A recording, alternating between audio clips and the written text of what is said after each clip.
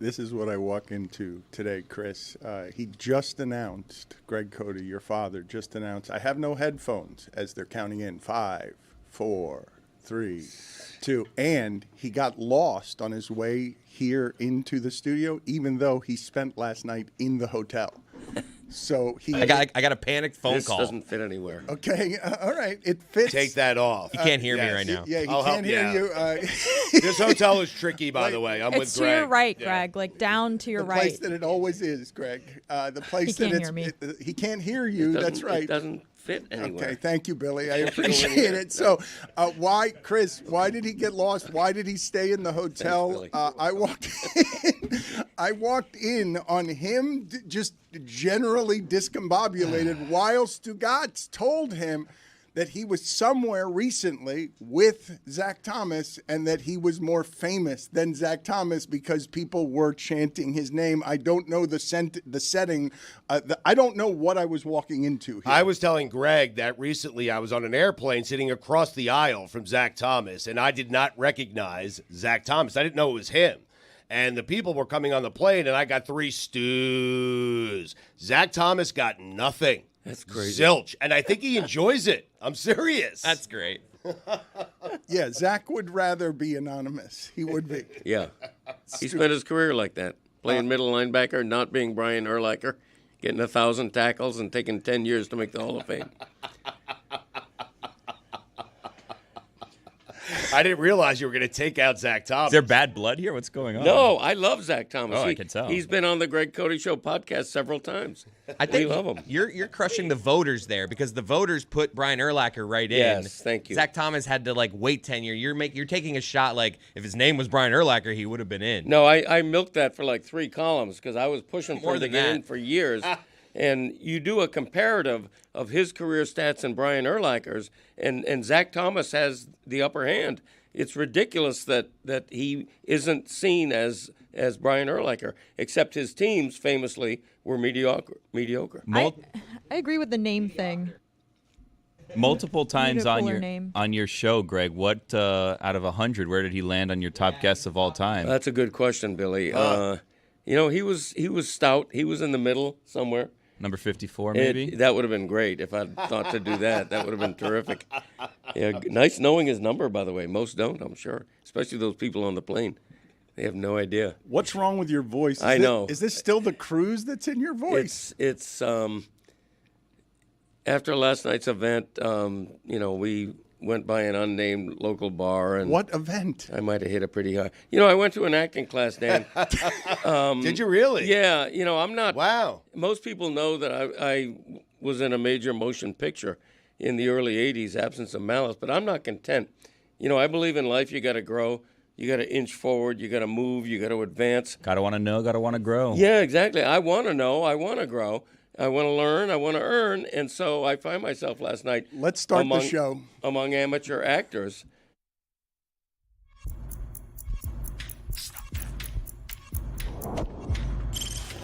Stop that. Stop that. Stop that. I hear him chatting the noise. Move too quick, can't stop for the talking. I hear him chat with the walking. Just too sharp with the prize. White girls better tell me I'm awesome. Yeah, hot like fire on the pan. If you wanna touch my please use caution. Cold like 0 degrees. I'm out the cage, gotta let out the beast. Revolutionary, gotta let out the streets. Locked in a cage, I'ma let out the sheets. We came for one man, forget my peace. We take the west side, take on the east. I'ma put him in the cage, never let out the. I hear him chatting the noise. Move too quick, can't stop for the talking. I hear him chat with the boys. Not so tough, but man's keep walking. Yeah, just too sharp with the prize. White girls, better tell me I'm awesome. Yeah, hot like fire on the pan. If you wanna touch my please use caution. Stop that. Stop that. Stop that. You were saying, Greg Cody? Oh, I hate to talk about myself, but it came up that I was in an acting class last night. Even though I've appeared, in a film I was among beginning actors, which was refreshing for me. And you stayed in the hotel in order to have an immersive training in method acting? Like you stayed, I can't believe that at 70 years old, I don't think a lot of 70-year-olds are staying away from their house in the same city. Wait, were you teaching the class? Or No. were you a student? I was a student. Oh. But, You could teach the class, though. He was in a movie. yeah, what can I tell you? I mean, like I say, I want to immerse myself in learning. I want to learn, I want to earn. And so I was in a class. It was very enlightening. The instructor, I don't know what you'd call an acting instructor. You nailed it. She was excellent. She opened my eyes to stuff. When I was in Absence of Malice, Sidney Pollack, the acclaimed late, great director, didn't have a lot of personal dealing with me. I dealt with sub-directors. And so this time I felt like I was with a real acting coach, and she was great. You have an issue right now that has afflicted me before as I initially started trying on glasses. It's fogging up on your right eye. As you say, you've had your eyes opened because I think the glass is a little too close to your face, and there's something about the weather in South Florida that makes glasses that are too close to your face. It's the coffee. He has the steam going up his face while he's drinking it. That's a good point. By the way, you all make a note, Dan. Meadowlark needs to spring for coffee sleeves, because when I first started drinking this coffee, it was almost too hot to pick up, but now it's fine. That's, slip and fall, burns your lap, all of a sudden, boom. Yep. You know what I mean? Yeah, I do know what you mean. Easy Street. Yeah, thank you. Mm-hmm. Very good. Good coffee, though. Right. I got to say it. Christopher was supposed to get me some brand name coffee, Outward, and he reneged on his deal. And so I'm left with whatever brand this is. Your voice sounds like it's been battered by the sea. He had acting class, Dan. Were you yelling in acting class? What No, did you learn? He said he drank too much last night. There was some beers yelling. after. There was some yelling in acting class. I was asked to read scripts and do roles that required me to raise my voice in character, and so I'm paying for it today. This is the price of being an actor. Right. You got to immerse and raising yourself. your voice. Because I've noticed as I get older, Dan, when I raise my voice, and I'm going through it right now as well, when I raise my voice is shot. I used to yell all the time. Voice was fine the next day. If I yell just a little bit the day before the next day, voice is wrecked. It was the cigarettes in the garage this morning. Probably. David Sampson is lurking around the premises here, and he's got some good stuff to talk about. But I wanted to start with the firing of Michael Malone. That seems crazy to me. And the way they have sped up in the NBA, that I guess it's 3 of the past 5 NBA champions have fired their head coach within 2 seasons of the firing, makes me wonder, in today's day and age, I want to play this sound from Mike Malone 6 days ago after they lost to the Trailblazers and ask you if this was the last drop in the bucket where an NBA champion who has the best player in the league fires its coach because they're tuning stuff like this out. Have some pride. I didn't think we played with any pride tonight. I feel like they took that. I really care. It's not my job to evaluate how they take things. My job is to be honest, and sometimes brutally honest. And tonight, it was a brutally honest message. And the guys that are full of won't hear it. They'll say coach is tripping. And the guys that maybe do really care will, because they're not going to go back and watch their minutes, because nobody watches their minutes. Nobody watches film. So we'll have to show them the film. And I said, if somebody disagrees with me, please speak up. And nobody said a word. So, again, I'm not really concerned with how they took that message. My thing is being honest with how we just played. And the same thing that's been bothering us of late that I talked about pregame, the turnovers, the rebounding, was even worse tonight. And I didn't think it could get any worse, but it did. I want to ask you guys about one sentence in there, which he said, it's not my job to evaluate how they take things. I'm not totally sure in today's age with today's player that one flies. And I say that as someone who remembers being impressed by Eric Spoelstra early in his career when I asked him about players liking him or players coach, and he's like, I am not here for anyone liking me. Do not care whether they like me. It's totally irrelevant. I ask you, though, is it? I think the NBA has changed quite a bit, though, since you had that conversation with Eric Spoelstra. I can see where Michael Malone, he says that Michael Malone's always spoken with a bravado about him, but he's saying that as a recent NBA champion head coach that has succeeded with that very core. At the very highest level, they won a championship with him issuing that message, going about things a certain way. I don't know what's changed, really, except for the rest of the conference probably getting a little bit better and the results not quite being there. I spoke to people that would know, that cover the NBA, because I don't follow it that closely. I saw this alert, and once again, the second time this year after the Luka trade, I'm like, is this real? Could they have possibly done this? This is the second top 5 seed in the Western Conference that has decided to fire its head coach with 10 games remaining in the season. It's crazy. Kevin O'Connor. But I'm sorry, but what they told me was Michael Malone tends to ride his team really, really hard. And when the results aren't there, you don't have the success. We've seen this in the NFL where the authoritarian type of head coach, his act wears thin after a little bit. Me, as a Heat fan, I'm really shocked that a team with a championship pedigree that failed to deliver on expectations actually had a punitive measure for leadership. That's crazy. You said when the results aren't there, that team's really good. Well, they're 47-32. They're the 5th seed in the West right now. That team is really good, though. It's a weird conference in that, they're like a game away from the 8th seed. They've never been the 1 seed. That's not who they are. They didn't win the championship as the 1 seed. They've never been the best team in that conference. But when you have the best player in the league, don't you expect the record to be better than 47-32? What it's been almost the entire time Jokic is there during his reign of dominance is about where it is. This isn't about the record when you're doing it at this point. I kind of understand the GM being fired, though. Well, here's what Kevin O'Connor says, and yes, I understand the GM being fired too, but he says absolutely nuts. Booth and Malone never liked each other, rarely spoke, and talked behind each other's back.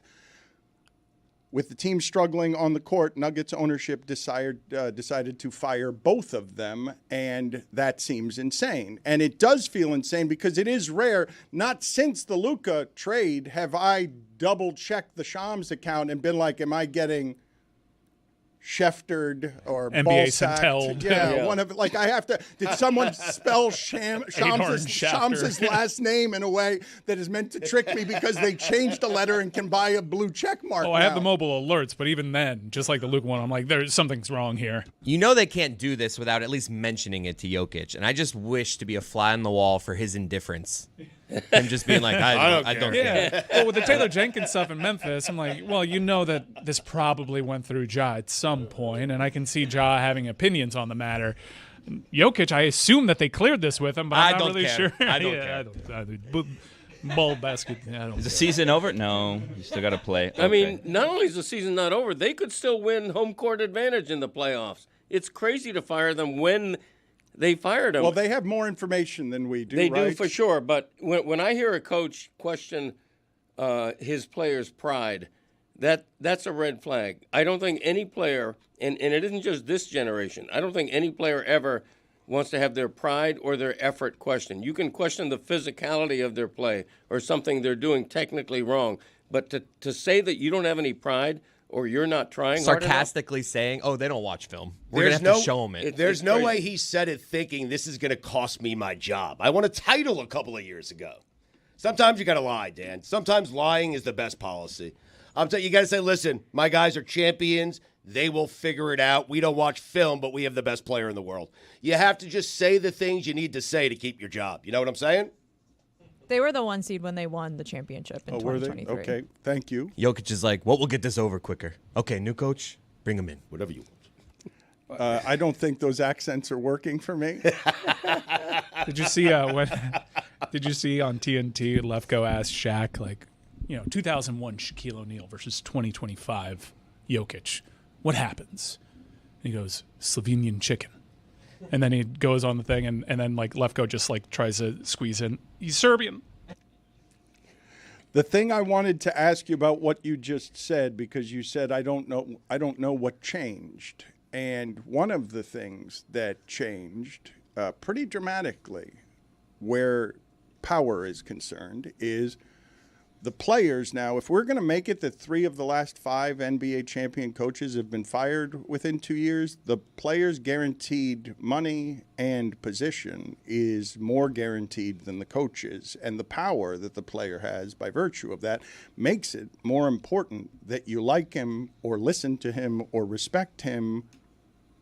Makes it more important now than it's ever been. If I make the power imbalance with the coaches something that the coach can behave like this and control just your minutes, Russell Westbrook can sabotage you. Russell Westbrook's game, is anyone else still amazed that Russell Westbrook is still out there getting minutes when he is, by volume, one of the worst three-point shooters we've ever seen in the history of the league and only gotten worse as his game has declined? A guy who averaged a triple-double for a season and got to enjoy the ego of being the MVP of the league has played in this league about 2 or 3 years longer than I thought he was going to fit anywhere because of what his usage rate demands and what his inefficiencies are with the basketball. A lot of people are pointing to this and just saying, well, what the GM did to get fired is that Bruce Brown, who helped them win a championship, is gone. And what's in its place is a Russell Westbrook that's at the very tail end of the fumes of his career. And I would have thought that he would have already been out of the league because I didn't think that he was going to be somebody on a bench playing 12 minutes a night. I remember looking at it a couple months ago and being surprised at how good Westbrook was playing for them. Now, the numbers have probably dipped a little bit, but he's having a better year than he had last year for them. I think you're right to seize on that, regardless of him improving year over year.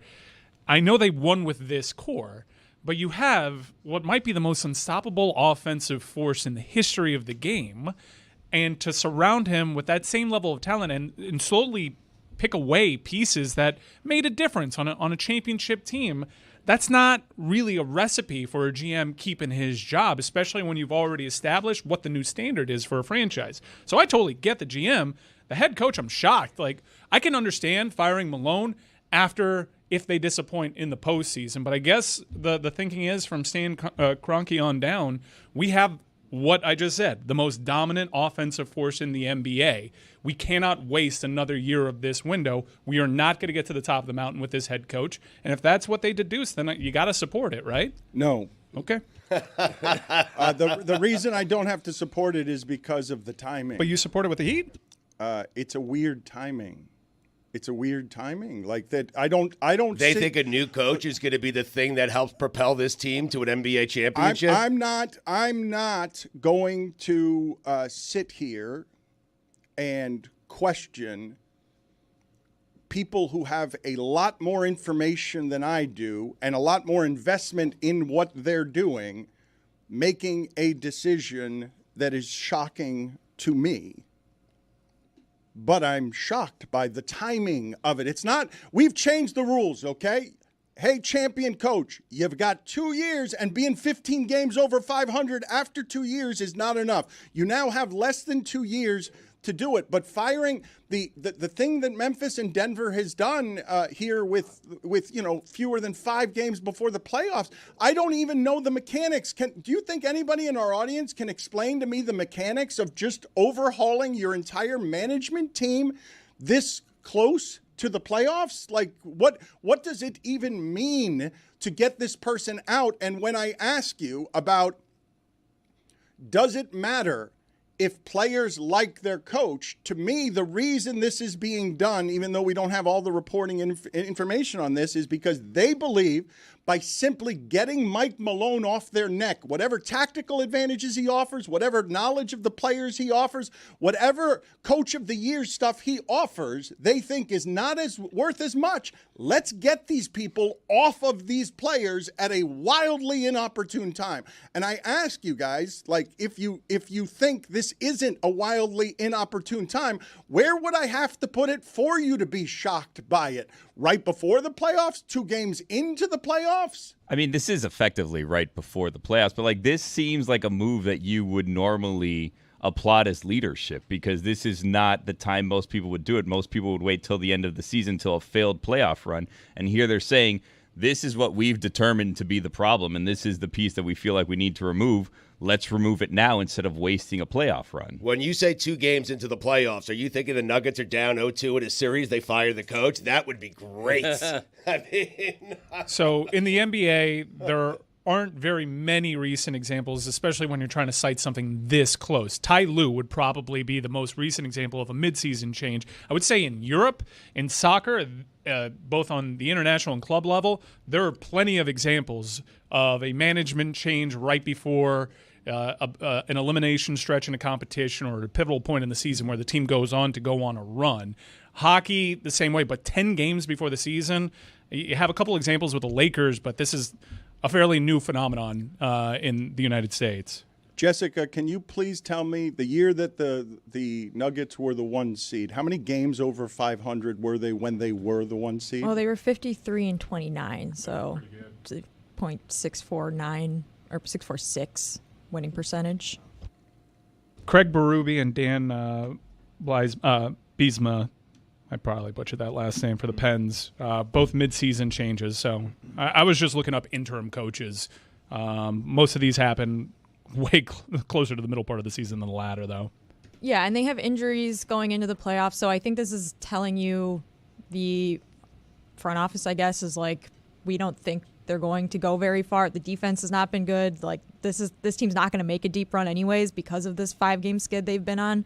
So let's just do it now and get it over with, because we know this is not going to be the year that they win. I don't believe that. No, I believe that this is a move meant to try and alter that they've decided that with Malone, this isn't the year, and with someone else, it will be. Like, it's not that this is merely shocking. It's the timing.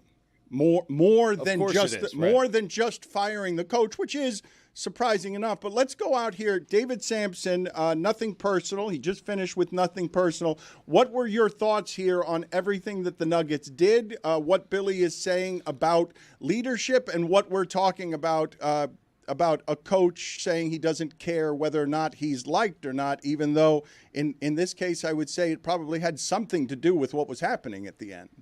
The only possible excuse here is that something majorly acute happened. That is the only way that you could make a change like this. 3 games to go.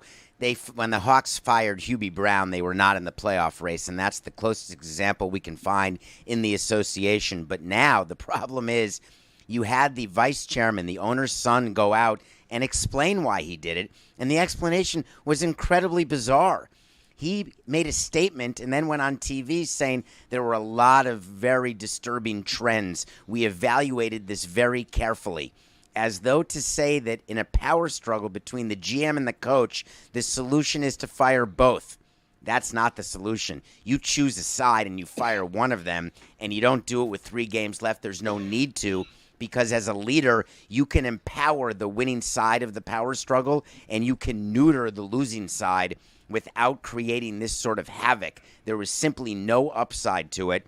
I expect the Denver Nuggets players to have a players-only meeting today before they play the Kings, and I expect them to just go play and ignore the idiocy that was exemplified by the front office. You say there's no upside to it. They don't think that, correct? And the idiocy you're saying is a front office and a leadership team that won the championship a couple of years ago. You're saying no upside, even though they would not agree with that assessment. Or do you agree with Jess that they've given up on the season and this is just to get the odor? This is just basically Febreze in the bathroom after you've made a mess. I spent my career chasing Amy after winning the World Series in 2003. I know exactly what they're doing. Obviously, you want to do anything you can. You're not throwing away any season because you never know when you're going to do it again, so you try every year to do it. The Cronkies actually believe that this will make the difference in the Western Conference. And, of course, it's silly. They promoted the assistant, the great Rick Edelman's son, to be the coach. Is he going to put in a whole new system in the draft, in the players, in the minutes? It's preposterous. There is no change that will happen with the Nuggets. Their fate is their fate. and all it does is make them look silly. Well, the counting stats, especially defensively, are pretty damning, and they've shown, that core has shown, they can dial it up, and they've never been as bad as 20th in defensive efficiency. So that may play to something that Woody Page said on Around the Horn yesterday. Woody Page has been in that market for a long time, and he covered the Denver Nuggets, and he had sources that said, I think you can kind of tell from the Michael Malone clip that we played, that Malone's message to the players had gotten stale. They were over it, and Jokic did indeed sign off on this move to further the point that Malone had gotten stale with the team.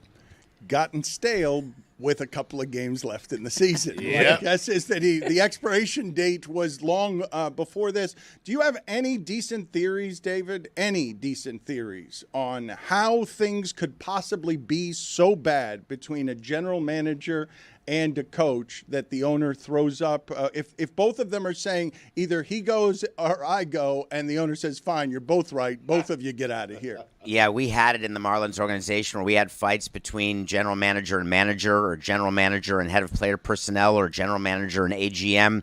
And it was always a power struggle that exists in any company. You have that. And that's why I'm telling you, you choose one side or the other, but you choose it at a point that makes sense for the organization.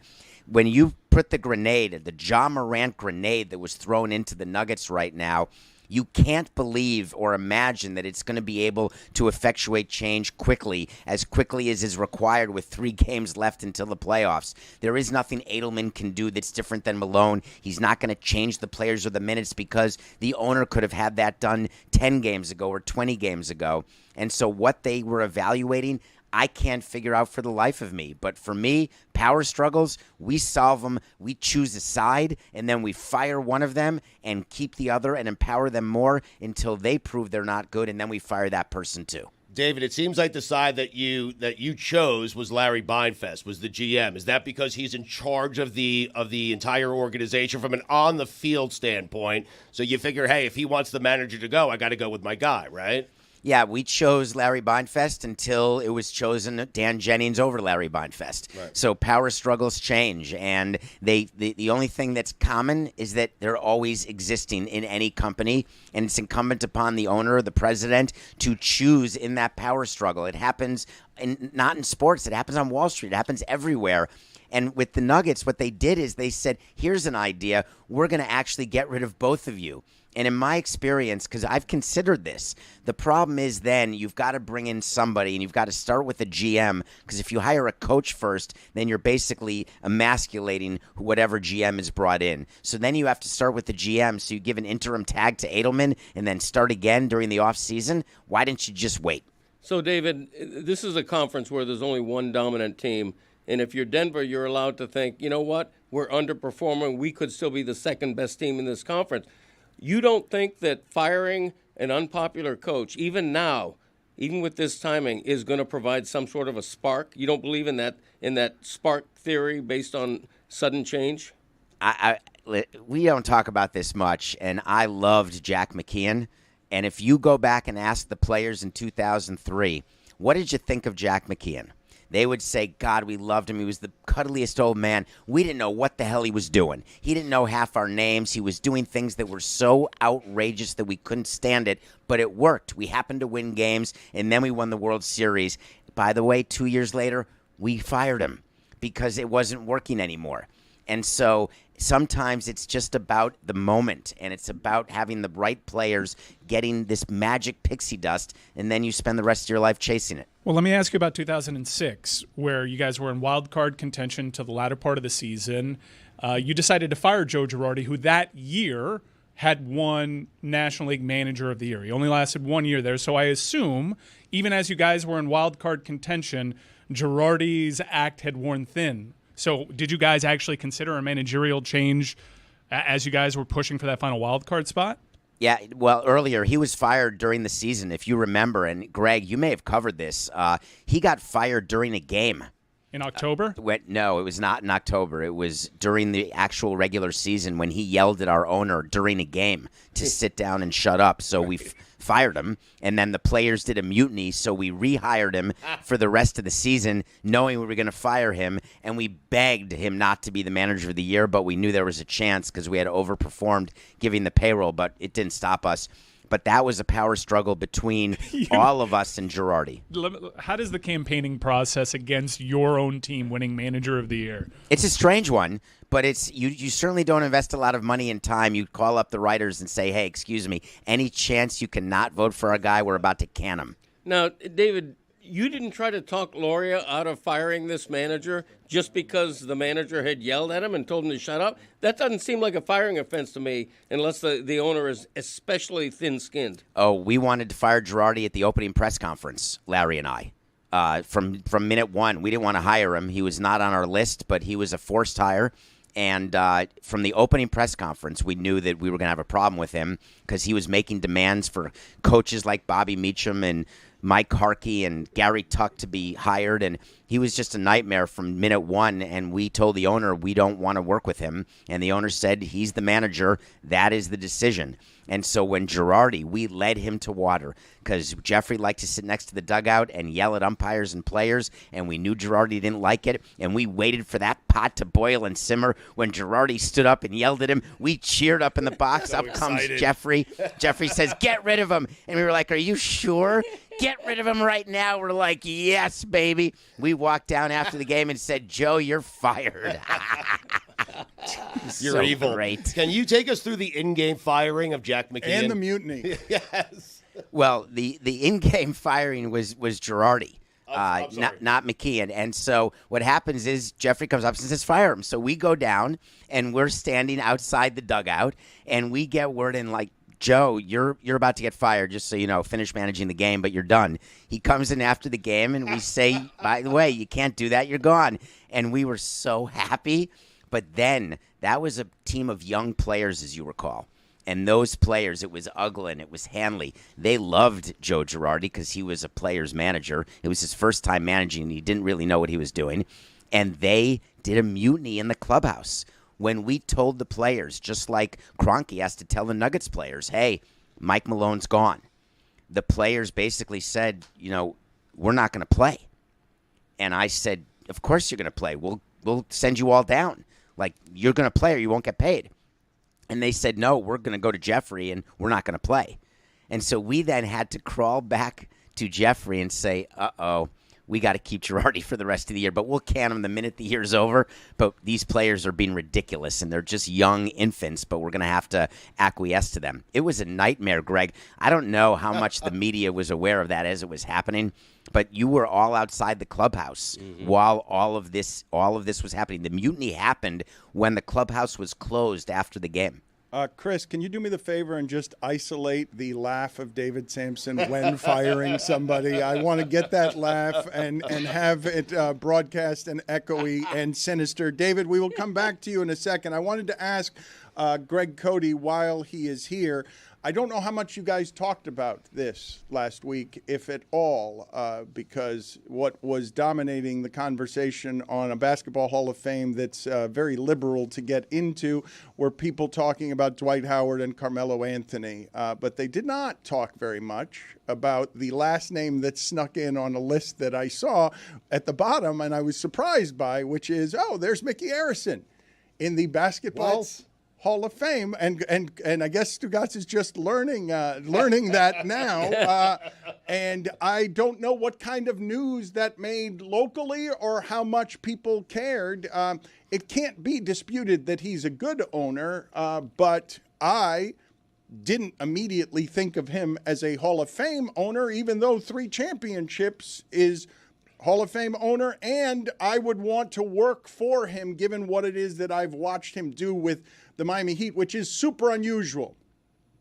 And this is something that you just don't see very often, where you see this kind of wealth and power and ego.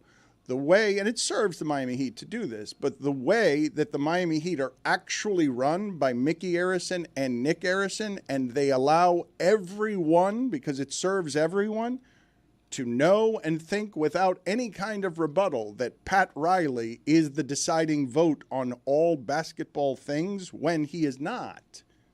It's a vote of 5, and the Arisons have 2 votes, and Mickey Arison has been very quietly in the shadows for 25 years of that. The legacy and the myth of Riley is something that serves everybody, But most owners aren't okay with that.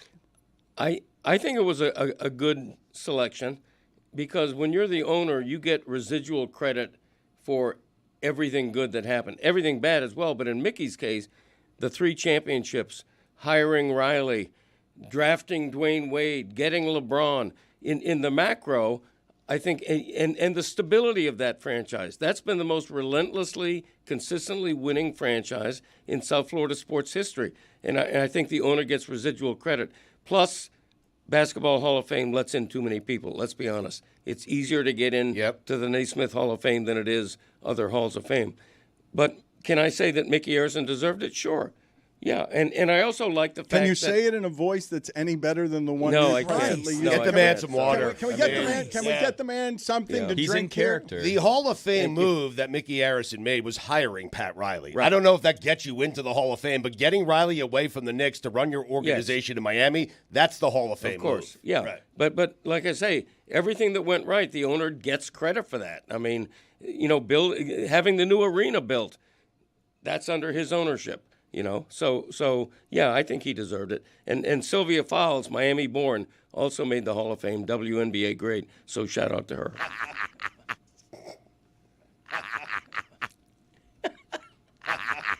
That's maniacal. Do we have other laughs to compare it to? Because I believe he laughed harder when Bob Ross's family ripped him off. I thought that he enjoyed. I thought that laugh was a more sinister laugh than the laugh that we get when Sampson fires somebody. Greg Cody is he's claiming something shocking, I believe. Greg Cody is claiming that the Miami Heat and Inter Miami have games of the year on the docket. Yes, right. Games of the year. I mean, tonight, Miami at Chicago, Heat at Bulls is for all practical purposes going to determine home court in the play-in.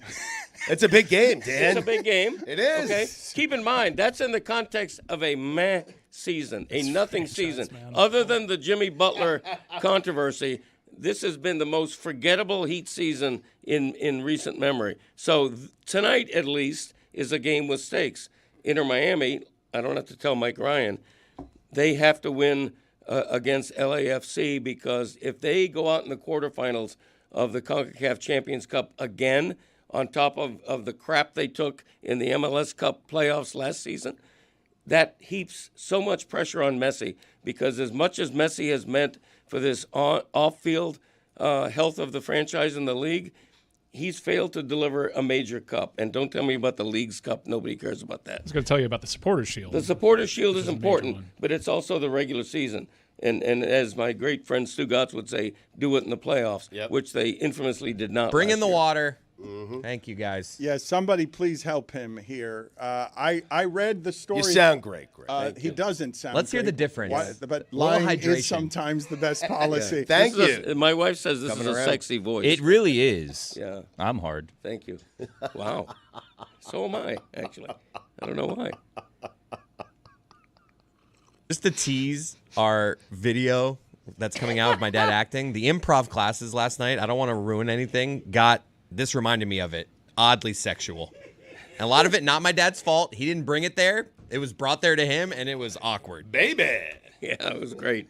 I loved it. It was an improv in the improv Right. section. I said that, I think. Yeah. Oh, did you? Okay. Good water, by the way. Meadowlark water, some of the best on earth. You instantly sound better with a little hydration, man. Hydration. Why are you so Overrated. bad at taking care of yourself? I let others do that for me. Why don't they do it better? That's a good question. He's gotten I to don't know. 70, right? I mean, Yeah. he's alive He and made it. kicking. Thank Yeah, you. exactly Yeah, right. but he's gotten. I To won't. he's You think he made it here alone? He's gotten to 70, but he's gotten to 70 coming in here and lamenting why he looks so much older than 89-year-old Jane Fonda, who's 19 years older than he Yeah, is. she's had work. I haven't. My dad went down a slide on the cruise. Really? Damn right I did. Wow. I sure did and enjoyed every minute of it. Were you sore the next day? Or? No. Also, Actually, 2 slides. He went down a kid's slide randomly, and then he went down like an extreme water slide, like Yeah. a family style ride. Nice. a big flume. Yeah, that was fun. I'm physically active. You walk from your office to the garage? I do it all. Yeah. By the way, this hotel we're in. Oh boy. You go to the elevator. There's no button Great to hotel, push. great party. It is a great. I mean, we love the Ulster, but It's beautiful but confusing. when I go to an elevator, I expect to push a button to open the door. I got a call this morning. He's like, I can't get on the elevator. Gotta- He was like standing in the elevator well, and there's no buttons. I'm like, Dad, walk Imagine back out that. to the hallway. There's the scanner thing out there. He's like, oh yeah, okay. And then he calls me back. I can only get down to the lobby. How have you been getting up here every week since you've been doing this, using that elevator without knowing how that elevator works? Well, there are no buttons in that elevator. I've got the fob that I use at the lobby level. This is the first time I've ever. I think it's the Right. first time I've Not ever. the first time. But that fob works on any level. You've stayed Does here it? before. yeah.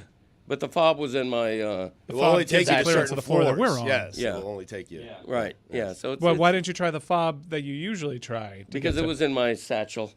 Right. I had my room key with me, but I didn't have the fob handy. If only one of those people who takes care of you had been around to Right. just take care of that for you. Well, I've told you for years I need a PA. You said you need a staff. You said Well- you need an entire staff and that you actually want a king's staff.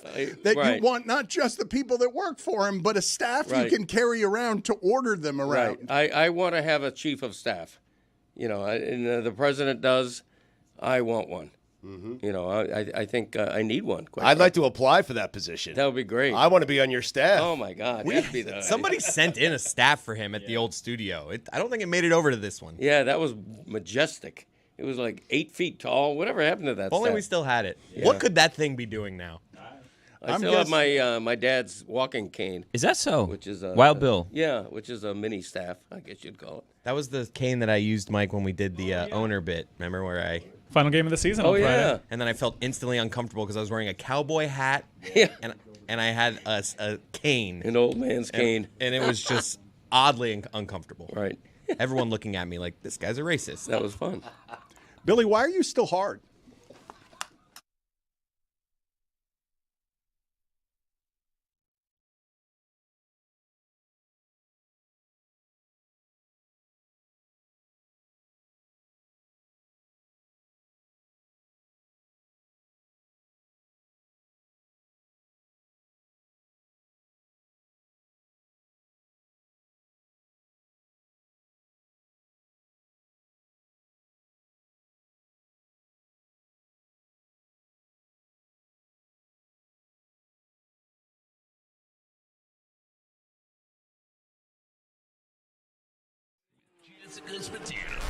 After a blank space on the calendar, Formula One is back in Azerbaijan despite its reputation for tight corners and narrow roads. F1 is putting a sprint race in Baku. On Saturday, Charles Leclerc is fearless in pole position as the sprint begins. But at the start, London boy George Russell delivers some karma to Max Verstappen, making him a move to push him wide. Max is red, but George says, don't blame me. Number 22, Yuki Tsunoda, clips the wall and loses a tire after just 2 laps. At the restart, Sergio Perez has a lead with 5 laps left. It's time to go. Checo wins the sprint race, but Max and George have bad blood when the race ends. You guys see what I'm doing yet? Will there be vigilante shit on Sunday? Max, is amazing. You need to calm down because it's lights out and away we go in Baku. Sparks fly, and Verstappen is driving like he's in a getaway car and pulls out into the lead. Long story short, Nick DeVries has a glitch and a safety car ensues. Perez is in the lead after a slew of pit stops, but he's not out of the woods yet. The one driver, Max Verstappen, has speed, but that's when Sergio Perez says, bye-bye, baby. As the race ends, Esteban Ocon goes into the pit, but the mastermind race organizers have let press onto the treacherous pit lane. This is why we can't have nice things. 7-time champion Lewis Hamilton finishes in 6th. The last great American dynasty, Haas, finishes out of the points, but today was a fairy tale for Sergio Perez. Verstappen finishes in 2nd, which is better than revenge. 1-2 for Red Bull is nothing new. They don't have champagne problems on the podium, but the anti-hero Max Verstappen is only ahead in the Drivers' Championship by 6 points. Fernando Alonso and Taylor Swift rumors are swirling. Long live Formula One. Max Verstappen has won the Drivers' Championship, but we still have 4 races to go. In Austin, Daniel Ricciardo rides a horse named Horsey McHorseface into the paddock. Zach Brown accuses Christian Horner of cheating, and Fort Lauderdale's own Logan Sargent will join Williams in 2023. During quali, Carlos Sainz takes the fastest lap while his teammate Charles Leclerc takes a grid penalty. Martin Brundle gets snubbed by Brad Pitt. Tim Apple doesn't know how to wave a flag. 440,000 people are at the Circuit of the Americas. It's lights out and away we go. On turn 1, Max Verstappen gets ahead of Carlos Sainz, and Sainz tries to recover, but gets hit by George Russell. The Spaniard is out of the race before the 1 lap is even over, and Russell takes a 5-second penalty. Valtteri Bottas is racing race ends early, and a safety car helps out Charles Leclerc for once. Fernando Alonso and Lance Stroll get in a massive collision, and debris is everywhere. Lewis Hamilton, on hard tires, leads the race with 10 laps to go, but the Flying Dutchman cannot be beat this year. It's Verstappen, Hamilton, and Leclerc. Sebastian Vettel battles to the finish in his final USGP. Baby Lando finishes 6th, and Yuki gets a point. Red Bull wins the Constructors' Championship for the first time in 10 years, a day after their founder's passing. People are crying, there's champagne flowing, fireworks are popping off. Everything is bigger in Texas, Dan, except for F1 drivers.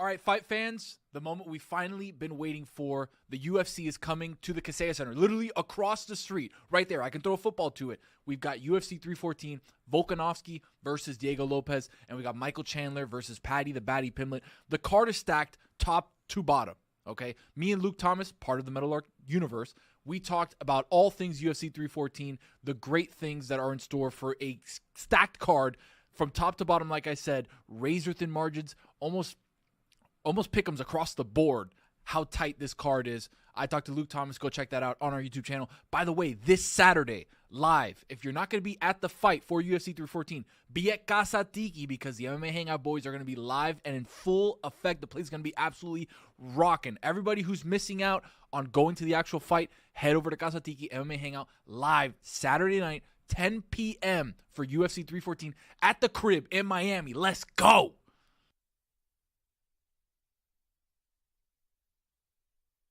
This episode of the Dan Le Batard Show is presented by DraftKings. DraftKings, the crown is yours. I've got some Inter Miami questions for you guys. I have been fascinated by Messi's bodyguard who runs up and down the sidelines and no longer is allowed to run up and down the sidelines. And he says it's crazier. In all his years in the Premier League, there were like 6 people who ran on the field, and now there have been 20 in a few months here because of the general insanity around Messi. Just out of curiosity, we can say flatly, right, that Luis Suarez is the second most famous athlete in Miami, correct? Internationally. Yeah, sure. globally. Yeah. It's not even close. It's not even remotely close when you put together social media numbers, roar, reach, marketing dollars, even money earned. Luis Suarez is the second most famous athlete. Jonah Bride. I don't even know who that is. It's a Marlin, I assume. player. He's batting like 088. Yeah, and I would lump LeBron and Dwayne Wade in this mix. It's early. I think you can make an argument that Luis Suarez is the second most globally famous athlete to play in South Florida, period, behind Messi. I think globally, Luis Suarez might be more famous than LeBron James. I assume you were asking about in Miami, though.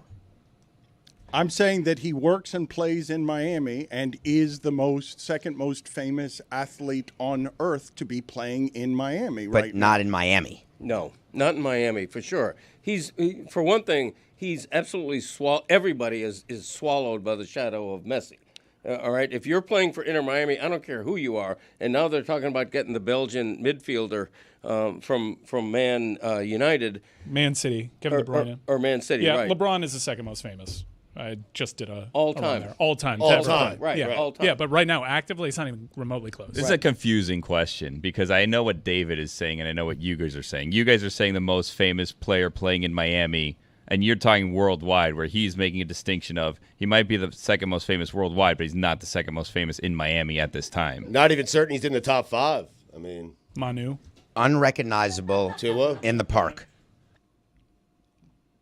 Okay, but when I ask people who want fame, which fame would you rather have? Fame that's just in Miami or international fame? I'm talking about global fame. I'm talking about somebody who is, I guess he's 39 years old. I thought he was spent. The first year I watched him, he looked like a square block that was moving very slowly, and yet him and Messi are so much better than everyone that they're playing against that Inter Miami is the thing that it is because these two human beings are on this team, even at an advanced age. I understand that Ovechkin is now doing I understand that aging has now changed in sports and science has changed in sports, but I thought, not unlike Russell Westbrook, I thought the best of Luis Suarez was well behind us. I didn't think that he would be giving us good soccer in approaching 40. Well, you're right. The best of him is well behind us. However, form is temporary, class is permanent, and he can do things even though he certainly can't run the way that he used to. I don't even know if he has cartilage in his knees. His knee situation, he could have medically retired years ago, but there is a certain class that he brings to the game, a vision, a chemistry that he has, particularly with Messi from all their years playing together. And just instinctually, he knows how to be in the right places. You don't need to be fleet of foot to have your positioning be all world. He was arguably the greatest striker of his generation. And there are certain aspects that you don't need to rely on your physical traits to still be that good at. And he's been an incredible signing. This was a signing that was not without some controversy. Why are we bringing a washed Luis Suarez here? Don't you want to put someone younger near Messi? Why are you just doing this to appease Messi? Well, it's worked out with Luis Suarez, no doubt. Second most famous biter in the history of sports. I mean, he's got multiple offenses. Behind Tyson, who spat off a chunk of an ear, I would put Luis Suarez there because he's got multiple incidents. Didn't Marv Albert bite someone? He did, but not at a World Cup. Yeah. That was in a hotel room. Yeah, Well, I mean, in sports, you didn't say on the field of play. Jessica, did you make a face because you know the story or don't know the story of Marv Albert? I'm vaguely aware of the story. Do you want to tell the story? I don't think you want to know the story. I think no is Billy, the do you answer. know the story? I gotta be honest with you, I don't know the story. I just know he bit someone.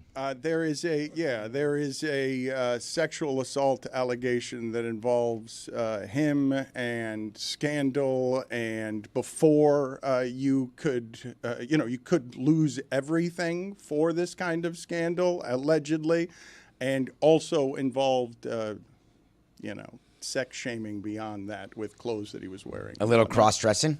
Yeah. The thing that I wanted to ask you guys about before we update some NFL draft stuff that I know that Stugotz and Billy It's my time of year, Dano. are excited about, because it is Spoiler Wednesday. I have not gotten yet to the last 2 episodes of White Lotus, and I've managed to avoid some of the dangers. I have not yet had it spoiled for me. I just want to play some sound, though, from Mike White on, I think this is the official White Lotus podcast. Mike White has one of the rare shows, and it's kind of amazing that Max continues to be able to do this on Sunday nights, that 6 million people will gather to watch at the appointed time because they immediately want to talk about it. And some people evidently are disappointed by whatever it is that the ending is. And Mike White doesn't seem to care that they're disappointed because the creator of The White Lotus says the following of people who are correctly pointing out, my God, enough with the slow filler of all of these shots. And he is all these shots of water and beautiful shots, but enough with filler. Your show could have been, could have cut 20 minutes of fat out of every episode. And he's an artist and he's saying, no, you can't cut 20 minutes of fat out of it. I'm going for a pace. There was complaining about how there's no plot, and that part I find weird because it never had a like it's never been. It's like part of me is just like, bro, this is the vibe. Like I'm world building, you know what I mean? It's just like if you don't want to go to bed with me, get out of my bed. Like, you know what I mean? I'm edging you. It's like, enjoy the edging. Like, if you don't want to be edged, get out of my bed. Do you know what I mean? It's just like, don't be a bossy bottom or get the fuck out of my bed. Like, don't come home with me. Don't get naked in my bed. Get the fuck out of my bed. All right. I love being edged by you, Mike. Obviously, something's going to happen. I'm not going to just we're not going to leave you here. I'm not going to leave you here with nothing. It's an interesting way to approach criticism. So that sounded like a Survivor confessional to me. He was trying to move the story along, which is what you do as a confessional. My problem with what he said is he fought with so many people on set. The person he worked with forever disappeared, and Mike White has gone big ego now. And he's been very popular and gotten a lot done and a lot made, but it seems like he's getting a little big for his britches now, and I think it's going to cost him. Are you citing the story from his composer on the theme that everybody loved? The composer did put the famous part that everybody identifies with, the part in the theme. Everybody was upset that it wasn't in the theme, and it was a Mike White decision, and it led the composer to say, I'm just not working with this guy anymore. I've never heard it. I skip the theme every time. You guys don't skip that intro? No, not anymore. I was looking forward to it. Big because skip the intro guy. If I have the banger. option to skip your intro, I'm skipping it. Yeah, but if it's a good song. I don't need it every time. I'll listen to like first episode of the series. Right. I'll drink it in. Did you do that for this season? I think so. Because you were like, well, the last time they did one of these seasons, it banged. I do know what you're talking about. Yeah. Put it on the poll at Le Batard Show. Are you a skip intro person? Yes or no? David saying that this is going to cost Mike White. I don't know. He's got a wildly popular television show and too big for his britches. You don't think that most directors with wildly successful things are too big for their britches? There's a lot of what have you done for me lately? And so they gave him increased budget. You can obviously tell from all those fat art shots. They went to the Thailand hotel for multiple months, 6-7 months filming. And there's been reports that all the actors got paid the same, not a lot of money. $40,000 per episode, about $320,000 for their time, plus the free vacation, all expenses paid. And then they'll get budget and they'll get renewed for season 4. But eventually that wears thin. And what happens is studio execs just decide, all right, that was a good run, but that's it. But it's bigger than it's ever been. 6 million people gathered around on a Sunday night is not something the average behind a paywall is not something that the average show is doing these days. There aren't a lot like this. Like that, he's made forever. Made forever. Nobody's made forever, Mike. Ryan Murphy's found a way to be made forever. Michael and most Jordan of his shows is are made not good. forever. I mean, come on, David. Mike White is not the GOAT. I mean, when it comes to Mac shows that resonate, Mike White is absolutely considered a tastemaker, and people will keep going to him thinking that he's going to replicate the formula. There's actually something, I know we're on this White Lotus thing, but did you see what China announced? What's being reported? That with the whole tariff situation, they are no longer going to open their box office to American-made films. That is going to positively crush Hollywood. They're threatening that, and that's are you saying they enacted it already? They are still threatening. I think we're still in the very threatening phase and reciprocal tariff phase, but as part of the threats right now, they're saying we're just going to close off this huge market to Hollywood. And I don't think this might be beyond the scope of Mel Gibson and his ability to broker peace. The problem there, Mike, just quickly, is that he's appealing. China there is going after an industry that Trump doesn't actually care about. So it's not going to have any impact. He did put Mel Gibson in charge of it. All right, so there's someone staffed against this. You say this is going to absolutely crush Hollywood, and I would say that we're already there, having just returned from there and seeing that the only billboards anywhere in town are all Netflix. Like everything there is Netflix. I don't know what it is that China will do to Netflix, but Netflix doesn't really need the theater. Like this will just make it go faster, but we're already there. Like when you drive through that city, you realize that there's one thing spending money in that city to advertise all of its stuff, and it's Netflix. It's on every billboard, and it's not a lot of other stuff that's not Netflix. So all of this has largely already changed. I just can't possibly predict, and neither can our economists, and neither can our president, and neither can anybody, what the actual damage is going to be of what is presently happening to the economy. But Stugotz just informed me with great delight that the NASDAQ is up today.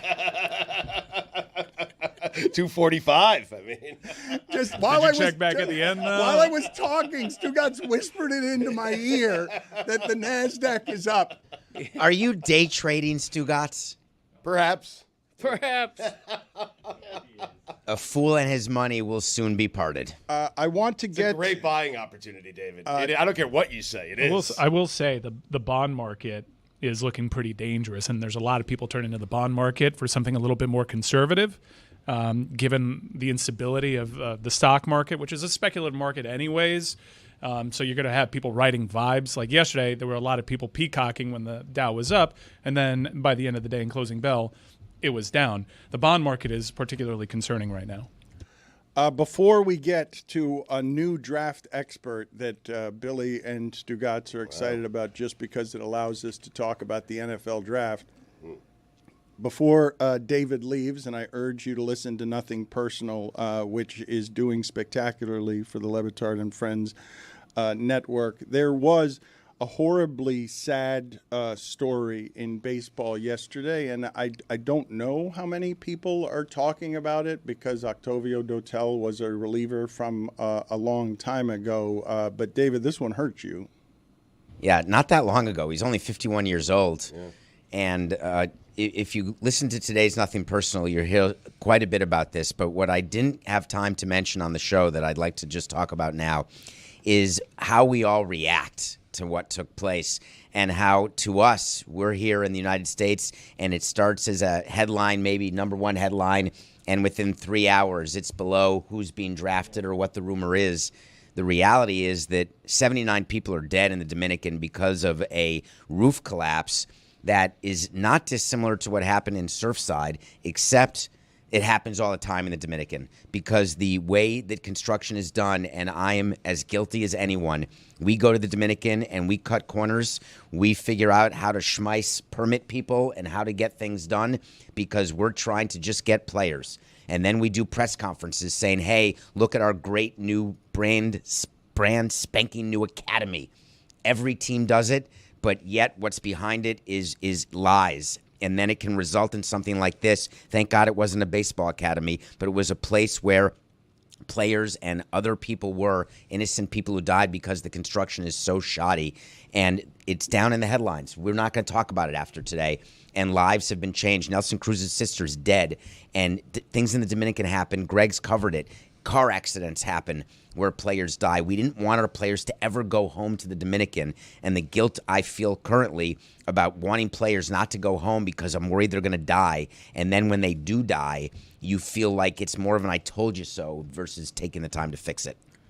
Appreciate your help this week, David. We're going to let you go now because our draft expert is here, and you have to get out of the way during baseball season for the NFL draft because Stugotz and Billy want to talk to our new draft expert. So I'm sorry. It's not just them. We all do. Yeah, I would much rather talk the NFL. Very Although young. I did appreciate your comments on the matter. See you later, David. Thank you for spending this time with Transition. us this week. Yes, a poor one. Admittedly, a poor one. Not easy to transition out of that to a draft expert. Probably should have considered that. Yeah. I should have. But he got here early, and I saw his face in the preview. That never happens to him. And it disoriented me, and it forced on live television me to transition poorly. Thank you for allowing it to happen without anyone noticing. We could have said a more polished host, perhaps. Yes. There are any number of ways I could have done that better. And if I'd had a crew that supported me, that would not be mentioned on air either. It would just go unmentioned, and I would just do it awkwardly. But that's not the predicament I'm in. That's not the show I run. I'm here for you, Dan. Yeah, sometimes. Not recently. The Athletics NFL draft expert. He's been researching the NFL draft for nearly 20 years to create the definitive resource for fans and football insiders alike. And that sounds asinine because I'm looking at his face and there's no way this person is 20 years old. So unless he was doing it as an embryo, and he may have been, I find it hard to believe that he's running the definitive draft guide known as The Beast. It's available today at theathletic.com.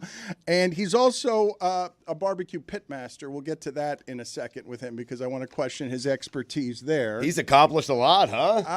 I mean, at a very young age, it would appear. Yeah. So thank you, Dane, for being on the show with us and explain to us how it is that you became an NFL draft expert. How does one, I would imagine in this particular space, I just got back and I saw Mina Kimes, and for all of the interests that she has in the world, and they are varied, nothing is more interesting to her than mock drafts.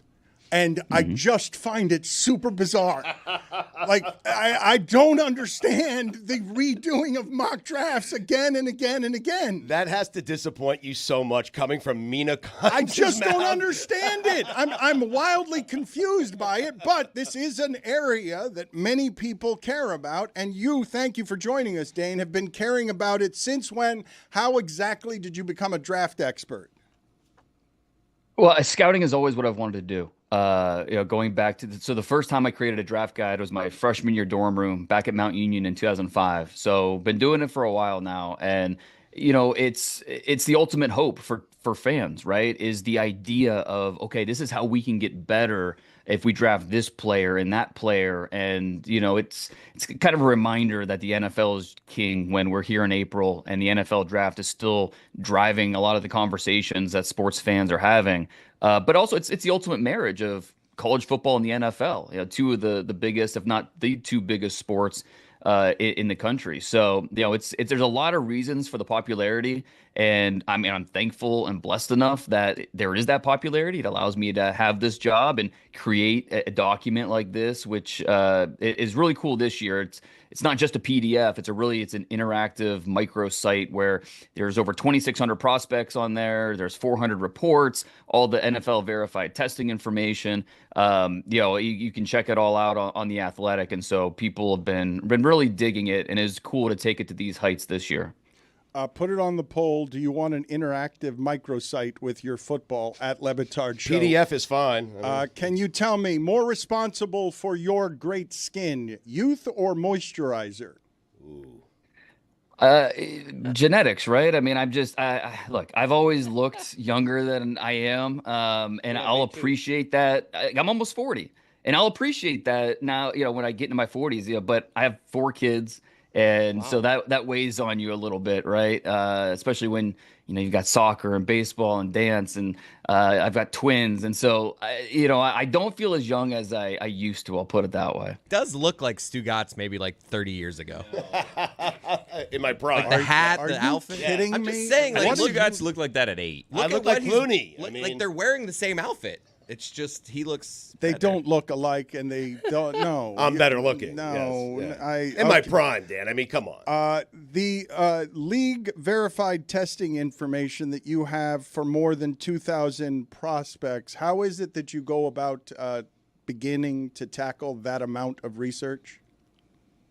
Yeah, it's just my relationships in the league. I wouldn't be able to do this job without my network of scouts that I rely on to help me gather all this information. And I try to, my dream was always to scout in the league. And then when I was trying to break into the league, I started doing it on the media side. And I was like, okay, well, this is kind of fun because I'm not scouting for just one team or one roster. I'm doing it for 32 teams, and I can do it from a very generalized standpoint. And so I wanted to create a guide that I would want to read and I would want to consume. And so I want to know, okay, what's the 40-yard dash for all these guys? What's the vertical?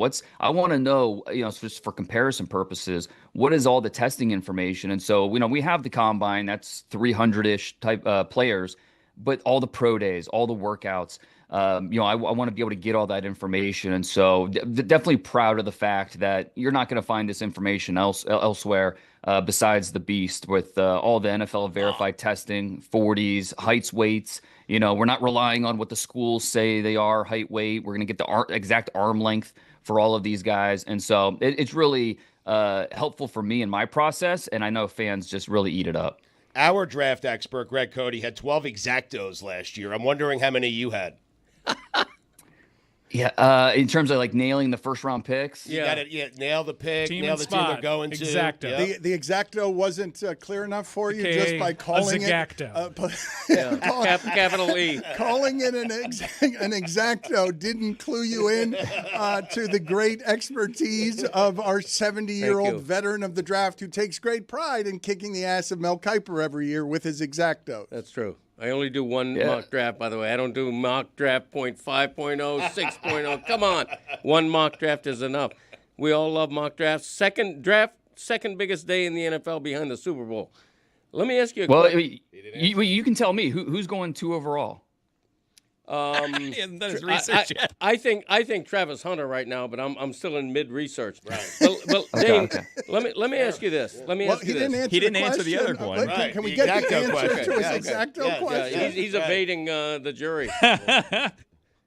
I'll be honest. I don't remember. I don't think it was 12. It was probably 9 or 10. That's credible. I care more about my rankings, to be honest, than the mock draft. Like I care about, okay, I had this player ranked here, and maybe he didn't go that high on draft day, but in retrospect, as we look back, okay, he should have been that high. So I kind of look at it from that standpoint as opposed to the mock draft. But of course, yeah, you want to get that final mock draft right. This year will be tough because I think, yeah, Cam Ward 1. I do think Travis Hunter 2, Abdul Carter 3, and then it becomes a big crapshoot because there's a lot of differing opinions. This is a different draft class in the top 10. We're not going to have 10 true top 10 guys. So there's a wide ranging of opinions from different teams about how the next order should be. Do you agree with what I think is fairly common thinking that if this were last year's draft, Cam Ward and Shedeur Sanders would probably be the 5th and 6th rated quarterbacks, and therefore they're going to be overdrafted this year simply because they're the best available quarterbacks, not because they really deserve to be 1 and 5 or whatever? Yeah, I mean, I think that's fair. When you look back at last year, none of these quarterbacks are going ahead of Caleb Williams, Jaden Daniels, and Drake May 1, 2, 3. I think the debate becomes, okay, who would have been that 4th quarterback between Michael Penix, JJ McCarthy, Bo Nix, and then the group that we have this year. And it was interesting. Cam Ward actually declared last year. He entered his name into the draft, and then largely due to NIL and transfer portal, he changed his mind, transfers to Miami, has this outstanding season. And I think when you look at Cam Ward, you're encouraged by the progress. You know, he was a wing T quarterback in high school, goes to Incarnate Word and gets better and better, goes to Washington State, gets better and better. And then his 5th year at Miami, he was at his best. And so you're encouraged by the ability to progress every year, get better. And you think, okay, he's 22 now. What's he going to look like at 25? Is he going to continue to improve? And I think that's what really you're banking on. And I think at the combine, it became pretty clear Cam Ward was going to be the first pick. It was more of a question, okay, will the Titans stick and pick? Or could we see a trade up to number 1? The Giants, we know how desperate they are for a quarterback. Would they be able to do it? And as closer we get to the draft, it becomes pretty clear the Titans are ready to stick and pick. And I think you understand why, because if you don't have an avenue to a quarterback, what are we doing, right? And so if the Titans don't take a chance on a guy like Cam Ward, then what is their next best option? And it's hard to come to a solution that you feel good about. So if you think Cam Ward can evolve into a top 14 type of quarterback in the league, I think you have to roll that dice and see what happens. Is stick and pick yours, or is that something that's the parlance of the industry because it just rhymes? You could just say stay there, but you're enjoying saying stick and pick. It just rolls off the tongue, right? I mean, it sounds good. Is it yours though? Is like it yours? Like, do you have it copyrighted? Is that exclusive to the Beast?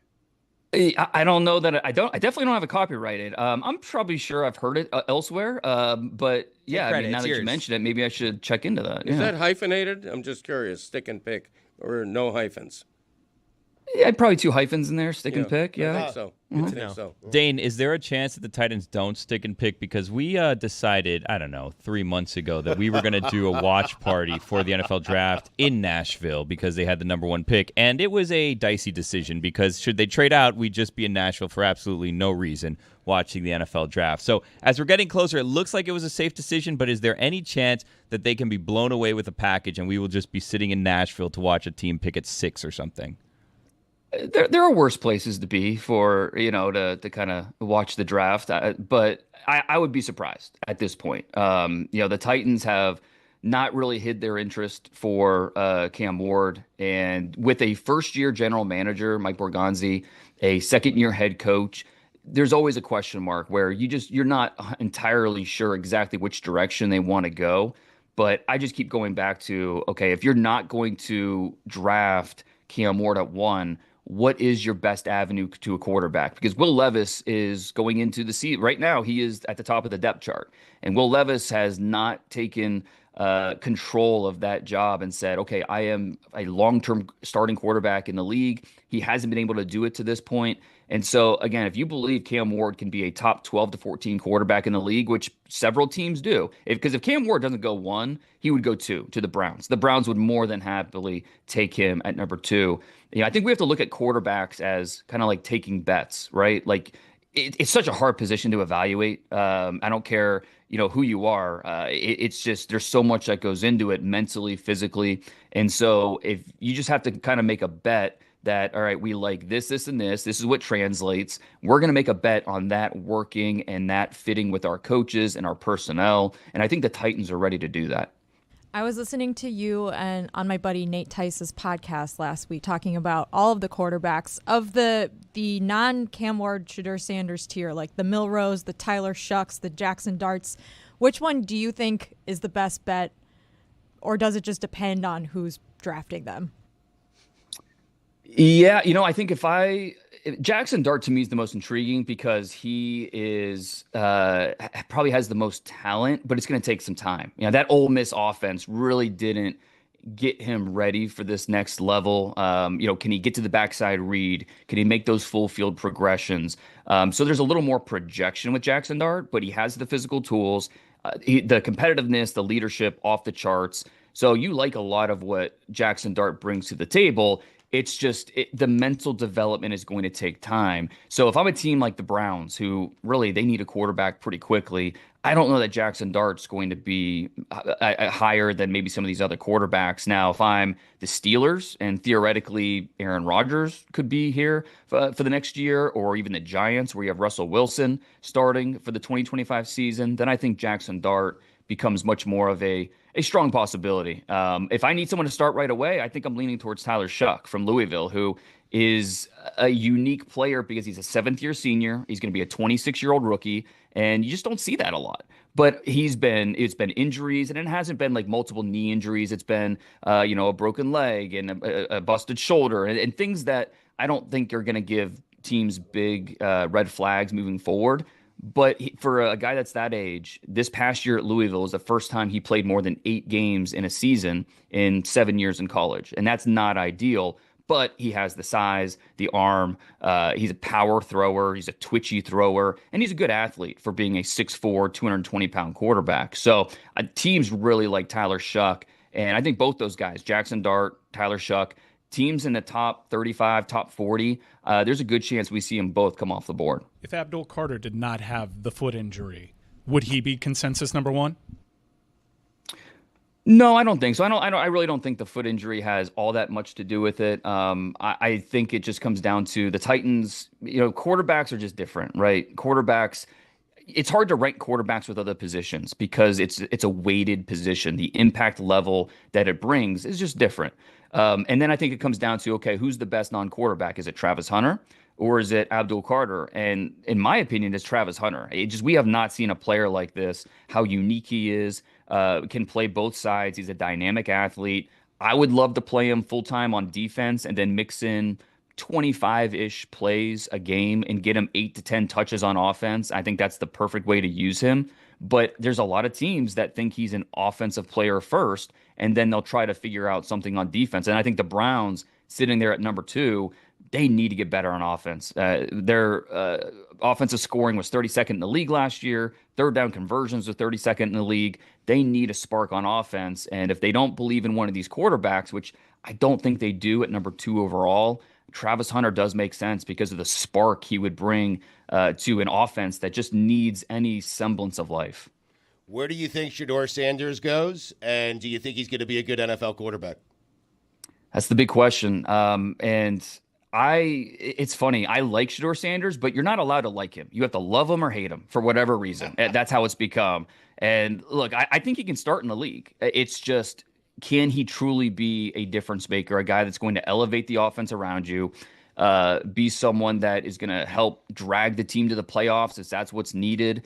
I think he needs a situation where everything is clicking around him to really make that happen. And it really comes down to, he's tough, he's smart, he's really poised, but the way he likes to play, I just don't know that he has the physical traits needed to do it. That he wants to play like Jordan Love, where he's going in reverse in the pocket and moving around and throwing off balance, and he just doesn't have the size, the movement skills, the arm. He just doesn't have those type of high-end traits at the position to get away with that consistently at the NFL level. So if I had a chance to draft Shedeur Sanders at 25, 26, I think I would. That's where I would consider him because I do think he can start in the league. I just think it's going to take a lot more around him for everything to work. But where is he going to land on draft night? It's a fascinating question. I think if he does get past 3 with the Giants, the Saints at 9 are a really interesting spot for him. And if he gets past there, then we're talking about the Steelers and then potentially maybe the Browns or the Giants at early second round trading back into the first to get him. Right now, the over-under on quarterbacks in the first round is 2.5. And I think, you always lean towards taking the over on quarterbacks. It just, the Kenny Pickett year was an aberration. Usually we see more quarterbacks than not go in the first round. So I think I would take the over on that 2.5. Regarding Shedeur Sanders, if you're going to try and play like Kyler Murray, you better have Kyler Murray's athleticism. If you're going to be doing the backwards in the pocket stuff, I want to speed this up because we've got a lot to get to and we've got too many questions and not a lot of time left. So let's hit him with the pressurized music and see if I can get quick answers to quick questions here. The most overhyped player in the draft right now is blank. The most overhyped player in the draft is, that's tough. It would have to be Shedeur Sanders, right? I mean, it's just, he's a good player, but to take him top 5 overall, I think is a stretch. Somebody who's going to go higher in the draft than most mock drafts are predicting is blank. Let's go with Jalen Walker, the pass rusher / linebacker from Georgia. A little bit of a hybrid, can do it all. The player with the measurables that awed you the most was blank. Shamar Stewart, Texas A&M pass rusher. Seeing him up close to the Senior Bowl, that burst. Guys that are 6'4", 270 pounds, they shouldn't be able to move like him. He had a 40-inch vert. He is a freak, the freak of all freaks. 1.5 sacks last year, but he will be a top 20 pick because he's just different than everybody else. How many sacks? 1.5. What the hell? What the hell? What do you mean 1.5? That's 1.5 more than Greg Cody. Part of it's usage. Part of it's, he had a lot of pressures. He just didn't finish in the pocket. So there's something there. He is one of the wild cards of this draft because he is different. He's kind of like the Travon Walker of this draft where maybe the tape doesn't always line up, but the traits are crazy. And we know NFL teams, they don't draft stats. They draft traits. Great vert. Spot that you'd like to see Tyler Warren land in. Chicago at 10. I think it's an underrated spot. Pair him with Ben Johnson. He could be his Sam Laporta. They run a lot of 12 personnel. So Cole, with Kmet still there, it still works. Add another pass catcher to that offense. I think it makes a lot more sense than people think. The possible team matching with possible player that excites you the most other than that one is blank. I think Will Campbell to the Patriots. They've been kind of looking for that left tackle, and it's maybe not the sexiest position talking about offensive linemen, but I want to help Drake May because Drake May, what he did last year without an offensive line, without a ton of help around him, you give him that help. You add Stephon Diggs at receiver. All right, let's give him a blindside protector, and I think Will Campbell can do that. True or false, you worry about someone when you ask about how excited they are and they mention a left tackle. True. There's nothing wrong with that.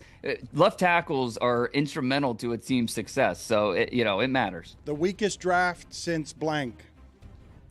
The Kenny Pickett draft, where we had one quarterback in the top 73 picks, and Travon Walker went number 1 overall. It's not a bad draft, but it's definitely relatively weaker than we've seen in the last 2-3 years.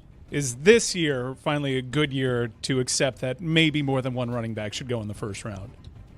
Yes, and more than one running back will go in the first round. Ashton Genty will be a top 10 pick, and then it's okay, where does Omarion Hampton go? 12 to the Cowboys.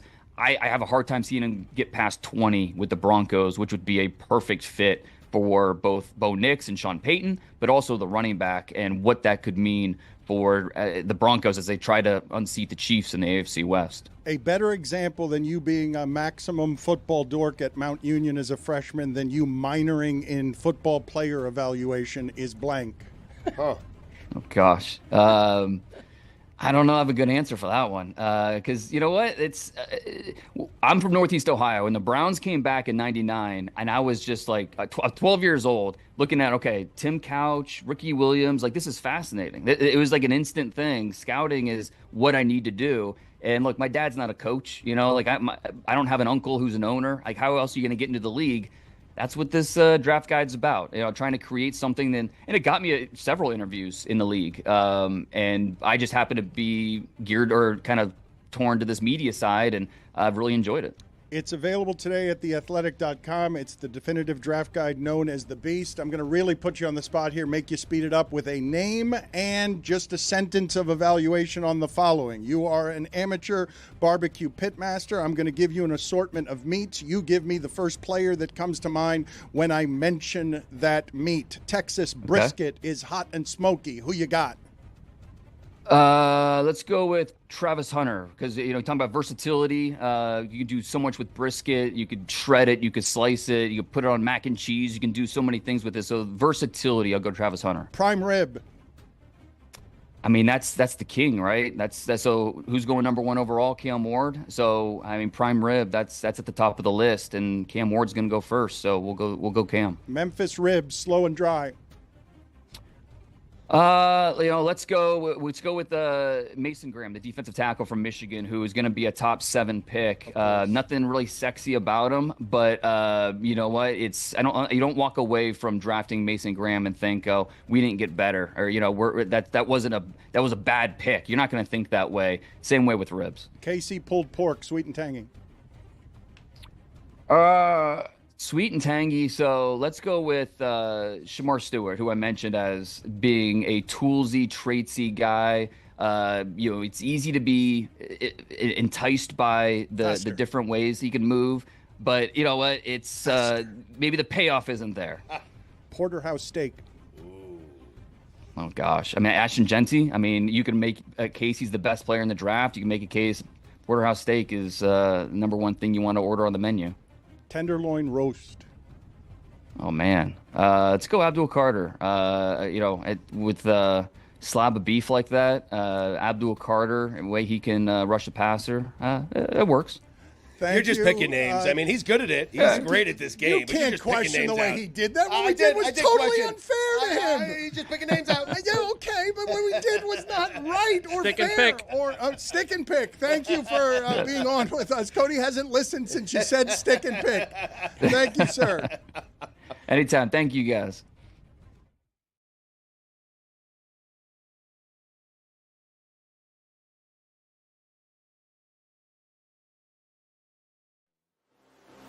Je suis stressé pour les minutes de Formule 1.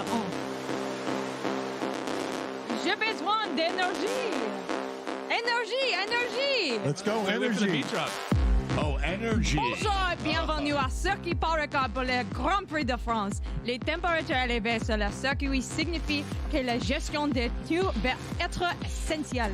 Charles Leclerc, le pilote automobile monégasque, fait face à Max Verstappen pour la première place. Le pilote Ferrari doit gagner pour rester dans les championnats.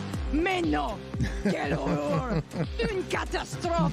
Sacré bleu! Charles Leclerc sort de la course! Encore de la malchance!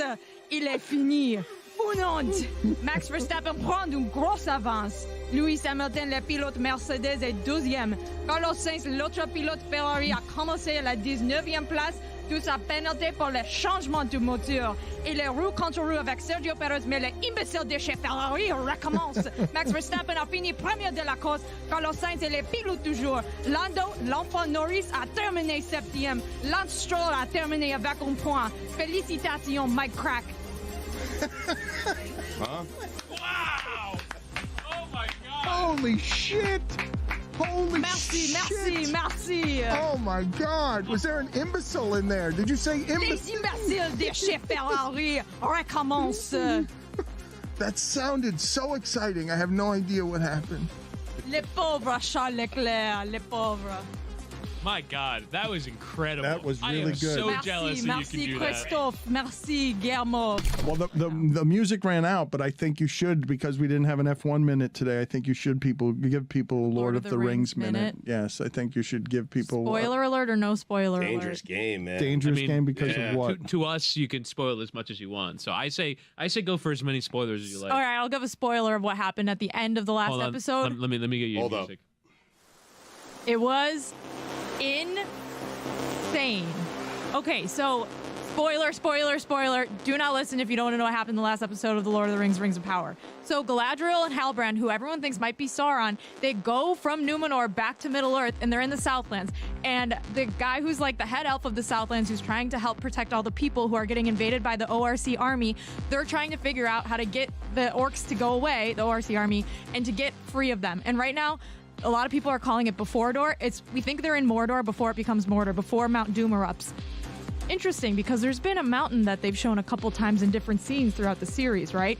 So we're like, okay, how are the people going to defeat the orcs? Because the orcs, the ORC army, they're badasses, and they have this guy who's a leader, and his name's Adar, which means father. And we're like, maybe he's Sauron. But he's trying to get this thing that looks like a sword, but it's actually like kind of a key, and it looks like it's in the shape of Mordor. So he's trying to get that, and this little kid Theo has it, and his mom Bronwyn is in charge of all these people. So they trap the orcs inside the Elven Tower, and then the orcs come to the town, the ones that survive, and it looks like the people beat the orcs, but then the orcs come back. There's more orcs, but then all of a sudden, out of nowhere, Galadriel and Halbrand and the Numenorians charge in on their horses, and they save all the people, and it's like, holy shit. And so Galadriel finally finds Adar, and she's like, I don't know who you are. I don't know what your deal is.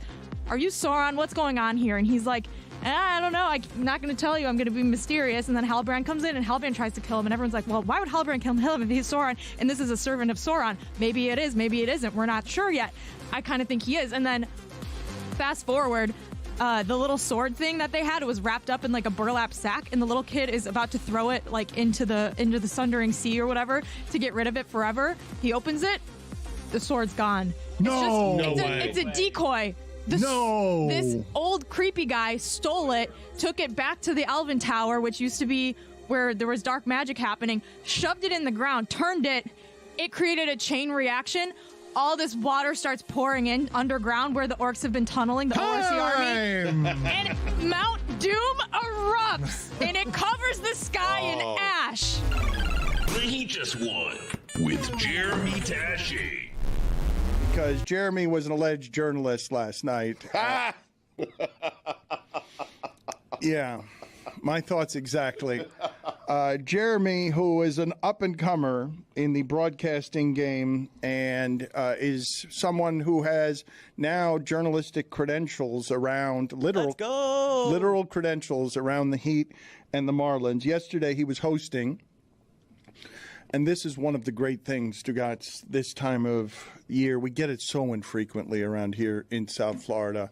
But South Florida has always done this well. The rest of the country always makes fun of, you guys don't care about that sports that much. You're bandwagon people. All right. Many of us are. Not everyone is. The loyalists are super loyal.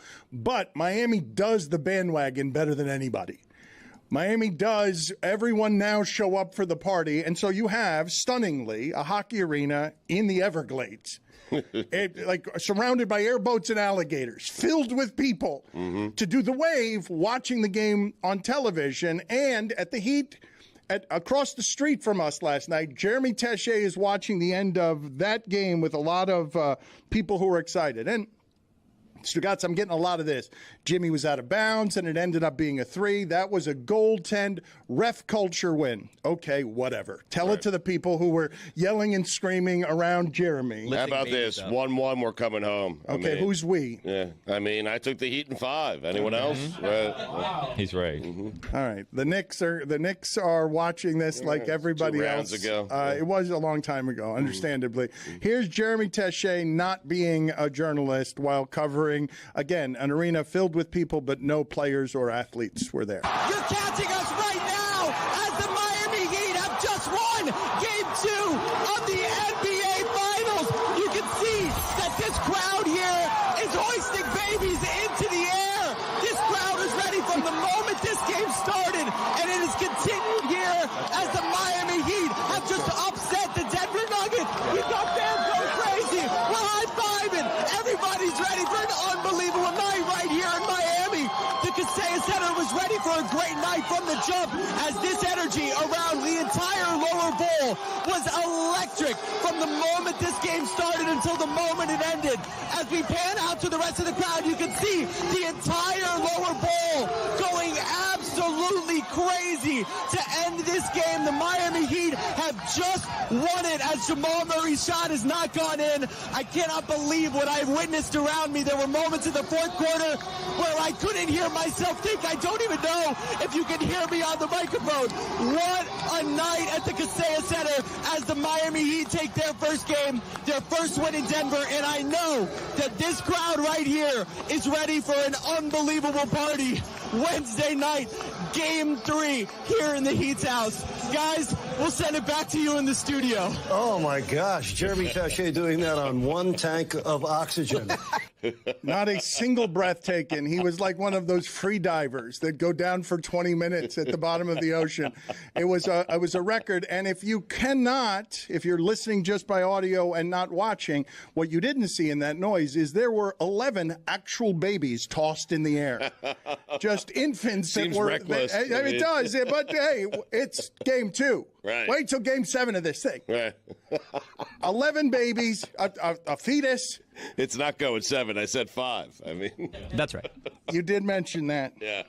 The energy was actually insane. I don't remember any of that. I feel like I blacked out as that happened. It sounded like I was losing my voice. I wasn't losing my voice. I literally was just unhinged. I don't remember it. It was really amazing. You blacked out. Excellent work by you, blacking out as a impartial observer of games. Well, you can't be impartial if you're holding a microphone that says Heat TV. My job Right. is sales and in that. high-fiving You're people. emceeing. Yeah. Emceeing is really sales. I'm Right. there. Yeah. I'm there to make sure everybody's ready to be at games 3 and 4. I'm there to make sure that everybody is ready to be at the road rally. Bally Sports, the heart of the fan. Put it on the poll, please, Juju, at Le Batard Show. Would the Zeller minutes look the same if you replaced him with a newborn giraffe? Or that newborn baby that was being hoisted into the air. The giraffe would just be more distracting. I feel like we'd have more success. No, It'd be Zeller's plenty distracting. Porter He's right Jr. now. would be like, why is there a giraffe on the court? No. Listen to me. Zeller is a strong human being. He is a big human being. And when he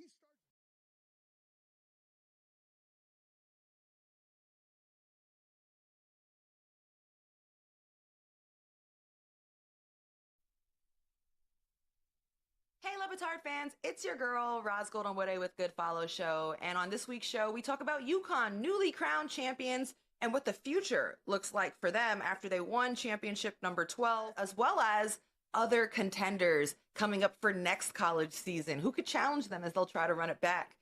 WNBA draft is around the corner, and Logan and I are revealing our top 5 picks in a mock draft, as well as some surprises we think might happen. And I've got an exclusive sit-down interview with LaChina Robinson, ESPN WNBA analyst and host, and we tape it live from Tampa, so it's got all the warm weather and vibes and stories coming right out of the Final Four. We drop our show every Wednesday at 7 p.m. Eastern on DraftKings Network or YouTube or wherever it is that you get your podcasts, so make sure you tune in and check us out. This episode of the Dan Le Batard Show with Stugotz is presented by Smirnoff. We do game days. Please drink responsibly. The Smirnoff Company, New York, New York. For the first time in too long, we are going to have Stugotz's weekend observations. He's got a lot of thoughts. As soon as a coach is fired in the NBA, Amin flumes in from wherever it is he is to give us some poignant analysis. Before we get to that, though, both of those things, Stugotz has a top 5 list of athlete names who connote biting in honor of the very famous Luis Suarez of Inter Miami. Do you have an OLI or do you just have a top 5? I have 2 OLIs, Dan. All right. Yep. And then a top 5, and it's a beauty. All right. Athlete names who connote biting. Reggie Tongue. Put it on the poll at Le Batard Show. Is the tongue involved in biting? Bite your tongue. At Le Batard Show. Yes. Okay. Bite your tongue. Next John up. Maynard. The dentist. Of course, West Indies cricketer. Yep. Well known. Thank you, Greg. Number 5. Randy Moeller. Number 4. Sin Choo Choo. Number 3. Louis Lips. Number 2. Vic Fangio. Bangs. Number 1. Rick Pitino. Yes, of course, a vampire, a well-known vampire, the most well-known vampire anywhere in sports. Before you go do Oddball with Izzy, give me all the best stuff that you have on Michael Malone so you can't use it on your own show. Great strategy. Number 1, big FU goes out to the Denver Nuggets organization. This was supposed to be a nice, easy day for me. Instead, I have to do 3 different podcasts. Just because they can't hold their shit together. What's the best stuff you have? You can say no. Don't you want news? You would think that you would get excited by content, but okay. Sometimes slow and dry. Remember, guys, let them cook. No, this isn't content. This is mania, right? There's a mania that's infecting our league, and it's this idea that I'm doing my team a favor by firing the coach 3 or 4 or however many games before the end of the season. I'm doing my new head coach, the interim head coach, a favor by giving him the reins. Here, have this hot potato. And by the way, I'm showing respect to, in both the instances in the last couple of weeks, the best coach you've ever had in your blah, blah, blah life. I was going to cuss, but I realized we're still live. So thank you for not. Yeah, no, I do it for you. But it's ridiculous, right? It's ridiculous. You're not putting anyone in a position to be successful when you do this, right? That's number 1. Number 2 is between Coach Malone and Coach Mike Brown, earlier this year, we've got 2 instances of guys who are getting fired from what I see as holding guys accountable. Men being fired for holding other grown men accountable. Look, he's mean to me. Huh? What do you think this is? What do we think we're trying to do here? We're trying to win games, and sometimes asking pretty please is not an option. And so it's ridiculous that the organization would not back their coach in that situation. Now, Denver has other issues in that there was behind-the-scenes tension between the GM, Calvin Booth, and the head coach, Michael Malone. But they fired the GM, too. So what exactly did we solve in your here? history watching the league? Have you ever seen this or something that rivals this in terms of puzzling, universally received as puzzling because you're knocking out both your leaders with this is the timing? No. I would say yes, Memphis, but these guys said, hold my beer, and they went up them. And so it's something that I don't know that I thought Memphis was kind of isolated. I'm worried now that there's a precedent now. Hey, if your coach says something that you don't like, just let him go. Doesn't matter what he's accomplished for your downtrodden organization. I'm looking at this as the obvious result of what's happened the last 15 years, combined with the generational gulf of holding players accountable. No, we've got to do it differently because the 20-year-olds have the actual guaranteed money power here. Dan, having actual guaranteed money power doesn't mean anything, right? It doesn't mean anything unless you give it credence, right? The organization is what gives it credence when we talked about this before, not with Memphis. Who was it? I think it was Sacramento. But the idea that when LeBron James comes to Pat Riley and says, don't you ever get the itch. That's a seminal moment. That's a seminal moment in organizational history where it is demonstrated at the highest level. We don't play that shit here. Yeah, but look at what just happened to him and them. But the difference is, Dan, is that you can do that and then set the standard and set the expectation, or you can listen to the whispers and the murmurs and the rumblings and say, oh, yeah, well, once you start to entertain, you have already started to erode any sort of authority that the coach might have. And I don't mean authority like, I'm your boss, do what I say. I mean authority like, hey, man, we have a plan. It's my job to come up with the plan. It's your job to execute the plan. If you execute the plan and the plan sucks, my bad. I'll take it. But if you don't ever get to executing the plan, then we'll never know. Does this not feel to you in some way, as someone who really loves basketball and understands how the basketball leadership works, does it not feel to you like your way, your thinking of accountability is generationally behind now? That there has been a sea change here, that this is a symbol for, but the way that you think about these things, about how to govern people from a different generation who have a different relationship with work, perhaps, than Michael Malone does, this represents a sea change that leaves the Bill Belichick way, the Pat Riley way, the Michael Malone way, leaves it a little more behind than it was yesterday. I'll say this. There's been a formula for success in our league for damn near 80 years. And it doesn't include we don't have to work that hard. All the successful ones, all the champions, all the great ones, they all bust their ass. They all bust their ass on the court. They all bust their ass watching film. They understood the plays. They understood their opponents. They were prepared. That's a constant. Like you could say, hey, Gen Z, they don't. The constant is the work. You look at the Celtics last year. You look at the Nuggets 2 years ago, the Warriors, et cetera, et cetera. The teams at the top, beyond the good luck of health, beyond obviously having talent, it's discipline and it's hard work. Nobody's skating here. And if you think you can skate to a championship and you're firing your coach because he's not letting your guys skate, then you're part of the problem. They have championship expectations there. We did a cursory look. I think the best, most recent example is Ty Lue, midseason coaching change, went on to win the NBA championship for a team in the Cavs that had championship aspirations. Have you ever seen anything this late in the season actually work? It's never happened before, first of all. We'll start. It's never been this late. Taylor Jenkins was already kind of the latest of a good coach, right? Now, Michael Malone is the latest of any coach, even a bad coach, right? So when you talk about Ty Lue, that's different. That was more like Adrian Griffin, where they could see clearly this isn't working. And we've given this guy Blatt didn't have the pedigree. He didn't have the pedigree. He didn't understand the language. You talk about, Dan, the language of generational gap. David Blatt didn't understand the NBA language. Like he did not know how to operate and how to interact with people. It seems as though that was the case against Malone, though. He wasn't connecting with his guys. No, it's.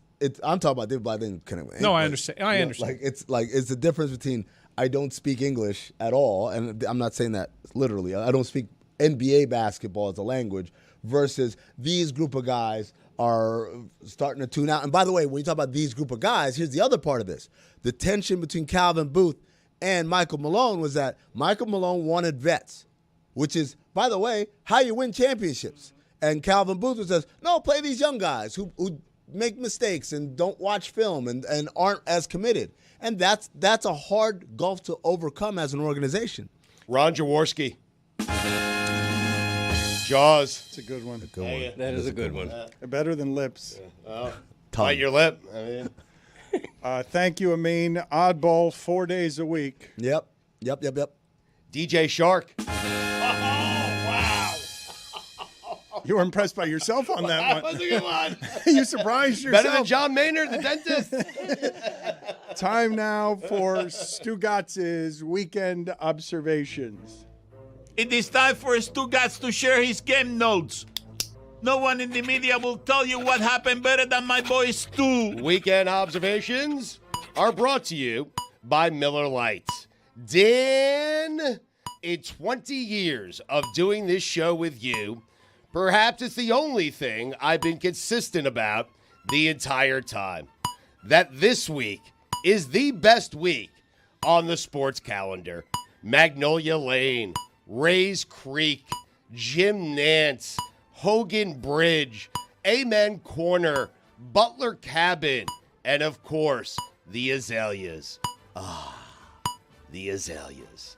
And Dan, just like that, make no mistake about it, Masters Week is back.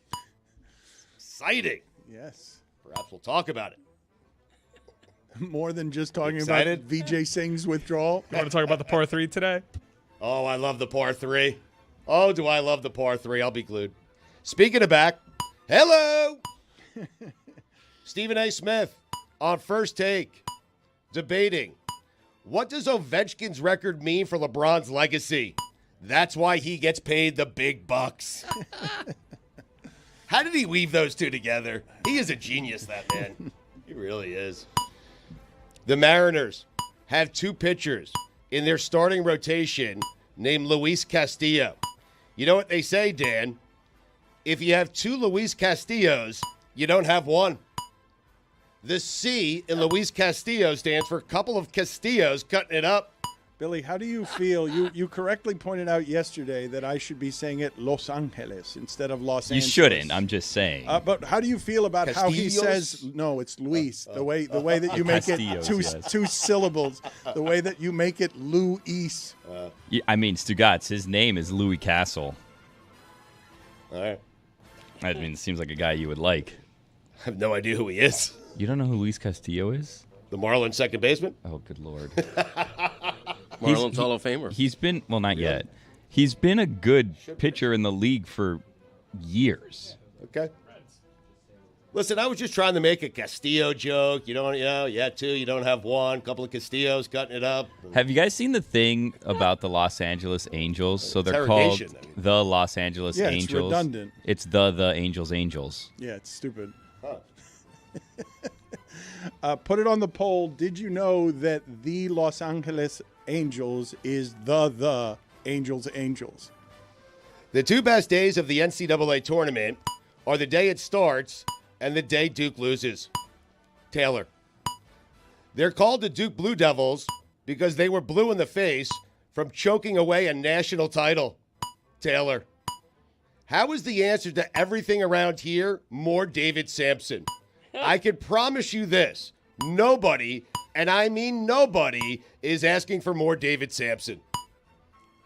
How'd we get here? Dan, I left for 5 weeks. I mean, Sampson dominated the airwaves here. Are they still airwaves? We're doing a, I don't know. How does that work? Excellent questions, all of them. The Sampson one, too? All of them. Excellent questions. Thank you. How did we get here? All of it. Walter Clayton Jr., senior guard play. To everybody comparing Walter Clayton Jr. to Steph Curry, do me a favor. Stop doing it. What are we doing? Why are we comparing him to Steph? He's not Steph Curry. No one is. It's just size and step backs. That's all it is. Whenever I bet on a team, nobody can make a free throw.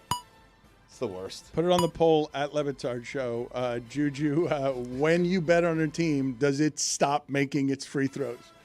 Dan, do you know what we witnessed on Saturday? Todd Golden versus Bruce Pearl. A couple of Jews coaching it up.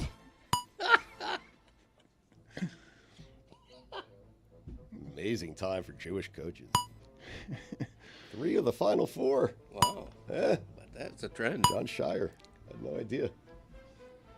Things you think about on a gummy, on a walk to the Sphere, on the way to your 3rd consecutive Dead & Company show. Is Jimmy Garoppolo good, or is he just good looking? That feels like you're thinking about that 4 years after everybody was thinking about it. It is a question, though. If he didn't look the way he did, would he still be in the league? I'm not certain. Yeah, he's still good looking 4 years later. Is it a question? There have to be some ugly backups out there that we're just not thinking of. Who was the guy with the long neck that was in the league for a while? Glennon. Yeah. Dan thought he was going to be great. He did. He had the neck. Look, what I said was No, that you when were- he you were was high at on him. North Carolina You State, liked him. I that mean- he was a first-round pick. That's what I said. But you thought he was going to be good, right? A first-round pick is what I said. Houston would win a national championship every season if basketball was played without a basketball. I agree with that. Thank you. Duke was 79-0 under John Shire when leading by more than 10 points. You know what that means, Dan? Something had to give. They were Duke.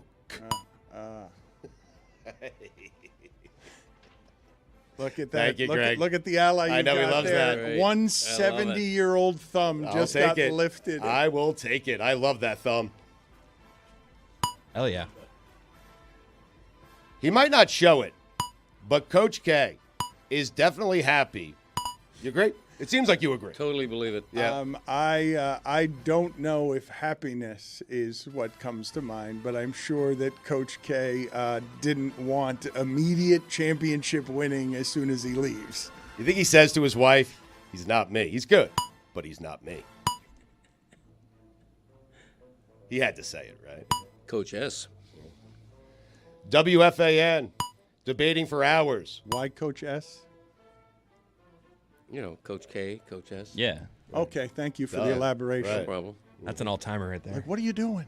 I mean, he's striving to get that nickname. You know, Right. when you're called Coach K comes Letter, before S, right? Yeah, Yeah. I mean, you got it made. That's the comment that you made. He hasn't earned it yet. So that's you the didn't. point. If he wins a championship, he's Coach S. Yeah. You know, clearly. I mean, I Right. got to explain that. Yes. You know, I think he you fell do. short of that. Right now, he's still John Shire. He wasn't. Right. The he guy wasn't- that Coach K yeah. laughs at. Right. He wasn't Coach K because his last name merely started with a K. He was Coach K because it was a lot easier to say than his last name. Well, no, his last name does start with a K. I though. understand I that, mean, but it's debatable. But But it, it sounds became- like an S. it Maybe became- he should be Coach S. Wow. Wow, that is true. Great point by Jess. Okay. I hadn't considered. WFAN, debating for 4 hours whether or not Juan Soto is a needle mover. Good job, boys. That's what sports radio is all about. 20 shares. Roki Sasaki, crying after a bad first start for the Dodgers. Hey, Roki, there's no crying in baseball. Alex Ovechkin broke Wayne Gretzky's goal record with Gretzky in attendance. The great one. Alexander the Great. The comparisons between Ovechkin and Gretzky are ridiculous. Seriously. Gretzky was a far better player. Are people arguing that Ovechkin's the greatest goal scorer of all time because he has most goals? Wait, you mean the best player of all time? Or the best goal scorer? Because he's neither.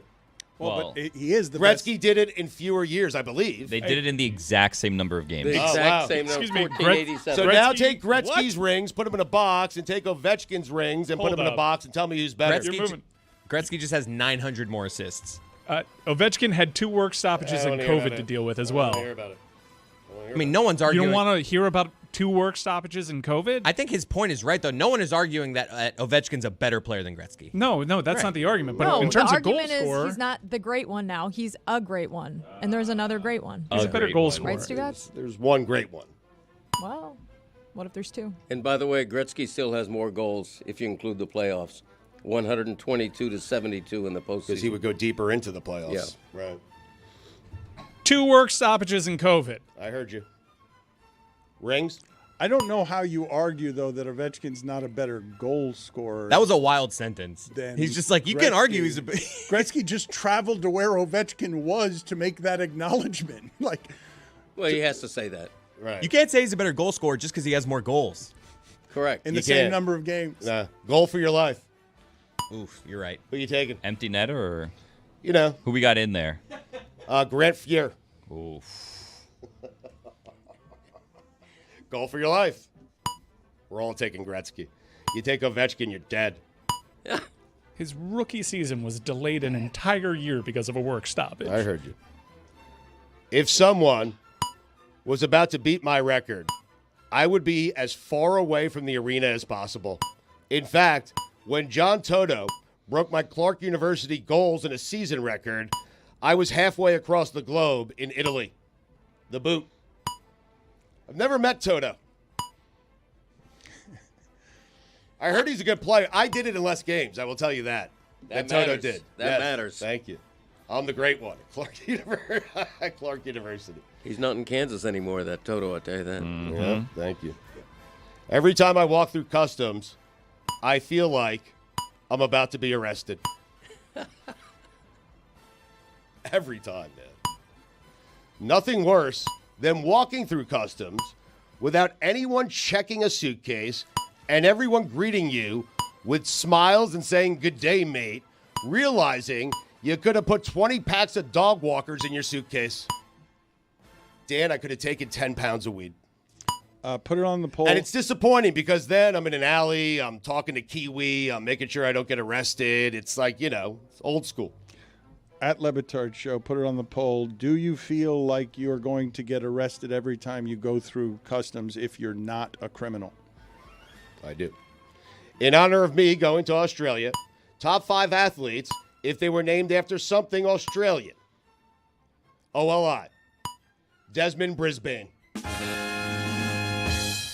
Crocodile Dundee Wade.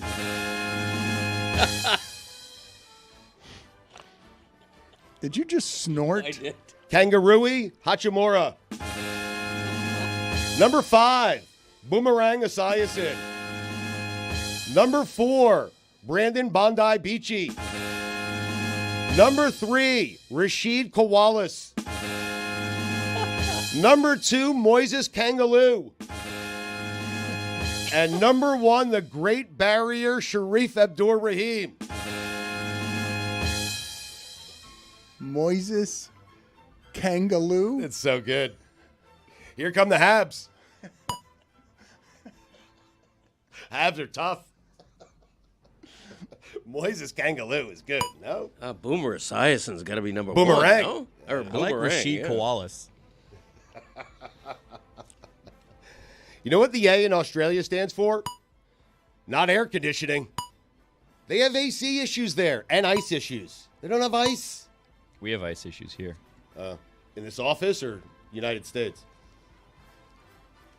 Different kind of ice. Oh.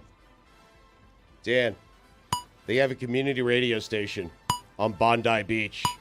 Anyone could walk in there and take the mic. So naturally, I did. Fired 2 rugby coaches, compared the careers of Patrick Rafter and Leighton Hewitt. 14 shares.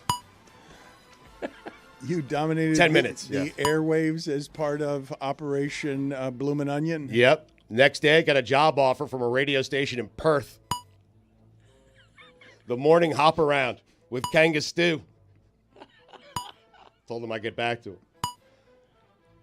Also, Dan, we own, me and you, 20% of the Australian Baseball League. Oh, wow. Yeah. I cut nice, you in. Nice, thank you. You got it. It's not big in Australia. It's big in Asia. So that's the play. You're fronting all the capital. 10% for you, 10% for me. We good? I'm serious here.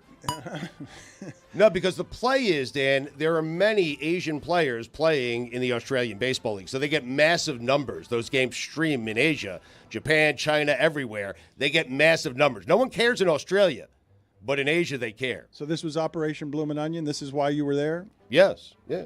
And you're welcome. We'll cover it on the hop around. Kanga Stew. Perth. Perth is a funny name. It was. It was a good choice. It was a good choice. Yeah. Hey, parents, got news for you. If your son or daughter is studying on Bondi Beach, guess what they're not doing? Studying. They're partying their asses off. You don't believe in studying abroad, do you? No, I do not. It's a scam. I mean, they'll work at least 2 more years to pay for Emma's trip. Because Sydney was not enough. Studying abroad was not enough. She went to spring break in Japan. Jesus. She watched some Australian baseball there. Where was it? Bill Raftery is better at his job than anyone in our industry is at their job. How about that? He's pretty good. Do you agree, though? Top 5 people who are better at their jobs than everyone in our industry is at their job. OLI. Roy. Billy. Chris. Mike. Number 5. Ray Cody. What happened to Jess? Well, I mean, I'm sorry. Jess might be in my top 5. Yeah, spoiler alert. Jesus, man. Let me finish. Number 4, Jess. I don't believe that's what that is. Let me see your number 4. I'm not going to show you my number. It's my number 4. Get Why your don't own you number believe it, 4. Dan? What do you mean? Good ad lib. Thank you. Number 3, Christopher Mad Dog Russo. L. Duncan. I don't know. Of course, he replaced the woman. Number 2, Jess. They're going to leave me one at a time. She was 4. You were supposed to say L. Duncan there. I forgot about L. I had L at 4. Listen, I had to scribble some stuff out. We don't have ink here, so. I mean. We don't have ink. It printed out. It was fuzzy. I can't really read the list. So, L. Duncan is 4. Jess is 2. Stugotz came in yesterday saying that he was wildly jealous of ESPN Radio's morning show because they had invented a game, pen or pencil. Oh, my God. Shedeur Sanders. Yes. Pen or pencil? Well, Shedeur Sanders to the Giants. Pen or pencil. If you write it in pen, Dan, you can't erase it.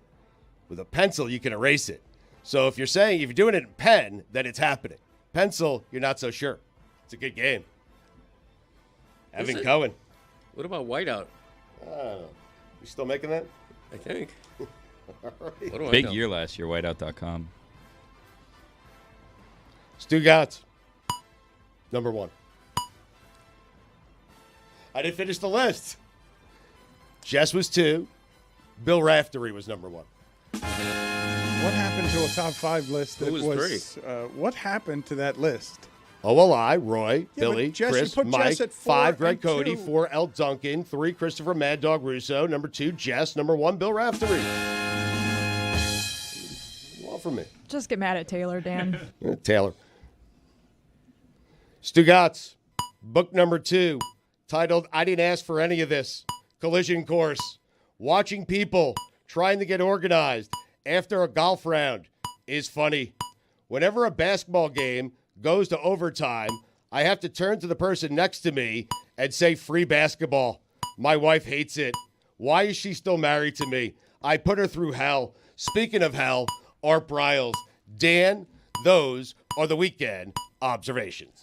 Did you guys catch last night? We have not talked about this, either one of these games, the Dallas Stars game or the Knicks-Celtics game, because the Celtics are rounding into form, and I believe no one believes in them. Anybody watching basketball knows that one of the best Knicks teams we've ever seen isn't quite good enough, even when healthy, to do the things necessary to topple OKC and Cleveland and Boston. And I don't believe, even though Cleveland's going to be the 1 seed, I don't believe that many people listening to this will believe that Cleveland can get past Boston until they've actually done so.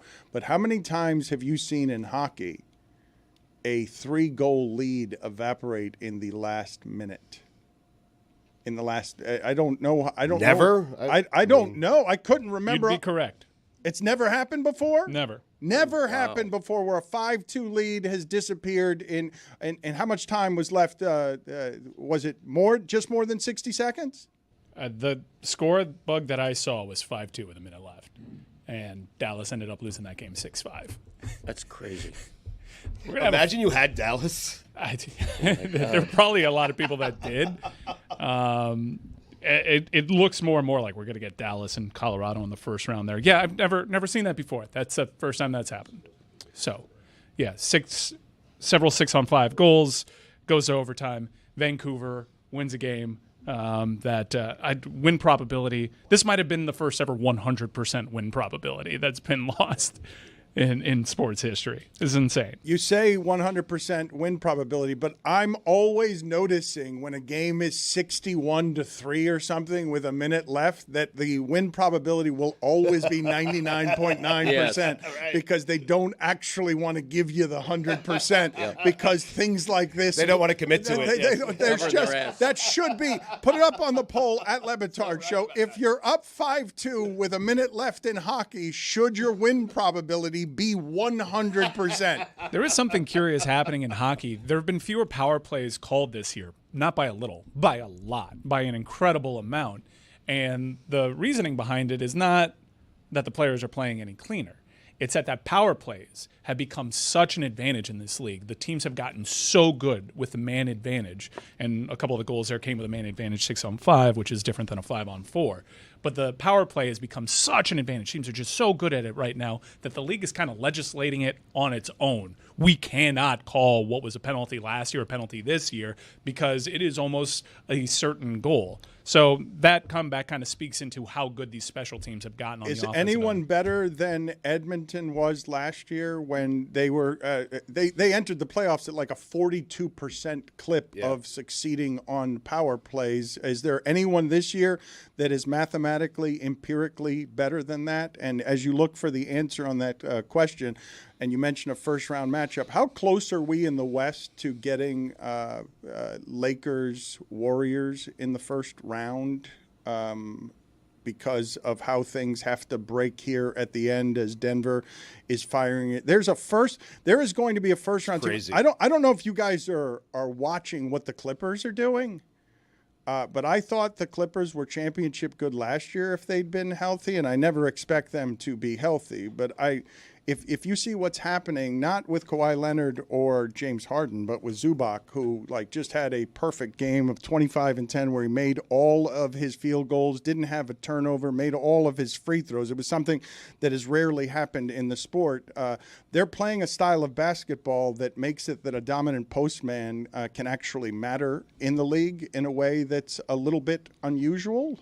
And I don't know what is going to shake out on 4-5 in the first round in the West, but would you be excited or disappointed if it was Lakers-Warriors and one of them was suddenly eliminated, given how everybody is covering basketball, or so many people are covering this basketball this year, where they refuse to talk about the top 4 seeds unless it's the Lakers? The Clippers have won 5 straight. It's incredible when you consider Paul George is no longer there. They won 8 of 10. I think Tyronn Lue is probably he has to be up there Tyronn Lue in terms of top 3 or 4 coaches in the NBA. I would love to see the Lakers and the Warriors. I'd just like to see it later in the playoffs. But I'll take it. I'll take it anytime I can get it. That's going to be fun, right? I think that people will be disappointed if you don't get the star power, the aged star power that you want deep in the playoffs. I think if I offer that to the average basketball fan and say, would you like to see Warriors Lakers in the first round, or would you like to see them play others and try to advance to a round that has more stakes? Given what happened on Christmas Day, right? That the clinging to familiar makes it so basketball cannot compete with the NFL except when it's LeBron and Steph. And it happened the other night, right? It happened. The Laker games are still the ones that are doing giant numbers, even though it's been a little bit uneven with the Lakers. And I still don't really know how this is going to work with Luka, because I see an awful lot of 6 for 17s or 6 for 19s from him, and it's just not. It's not what you need from him. He's got to be the best. The best basketball player on your team can't be the oldest player in the league. No, he can. If you asked the NBA, if you asked Adam Silver, who do you want matched up in the Western Conference Finals? If you could have any 2 teams, he would tell you Lakers-Warriors, right? That's the answer. That's the highest-rated TV series in this playoffs, if it happens. Yes. Potentially higher rated, I think, than an OKC Cleveland Finals. Can you get me the stat of the day music here, please, and the gas bag of the week as well? Because I want to tie the stat of the day to something here that people aren't talking about that perhaps they should be. Start of the day, start of the day. It is the start of the day. Start of the day, start of the day. It is the start of the day. Start of the day, start of the day. It is the start of the day. Start of the day, start of the day. It is the start of the day.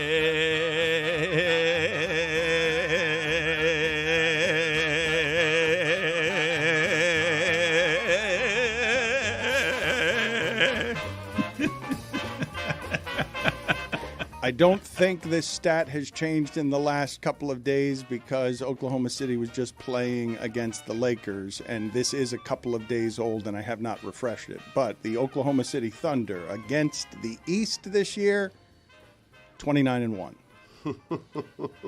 They've lost one time against the East, and it is a little bit strange to have a team doing this well in the league and have it be in the shadows. But what Oklahoma City has done in terms of architecture on team building.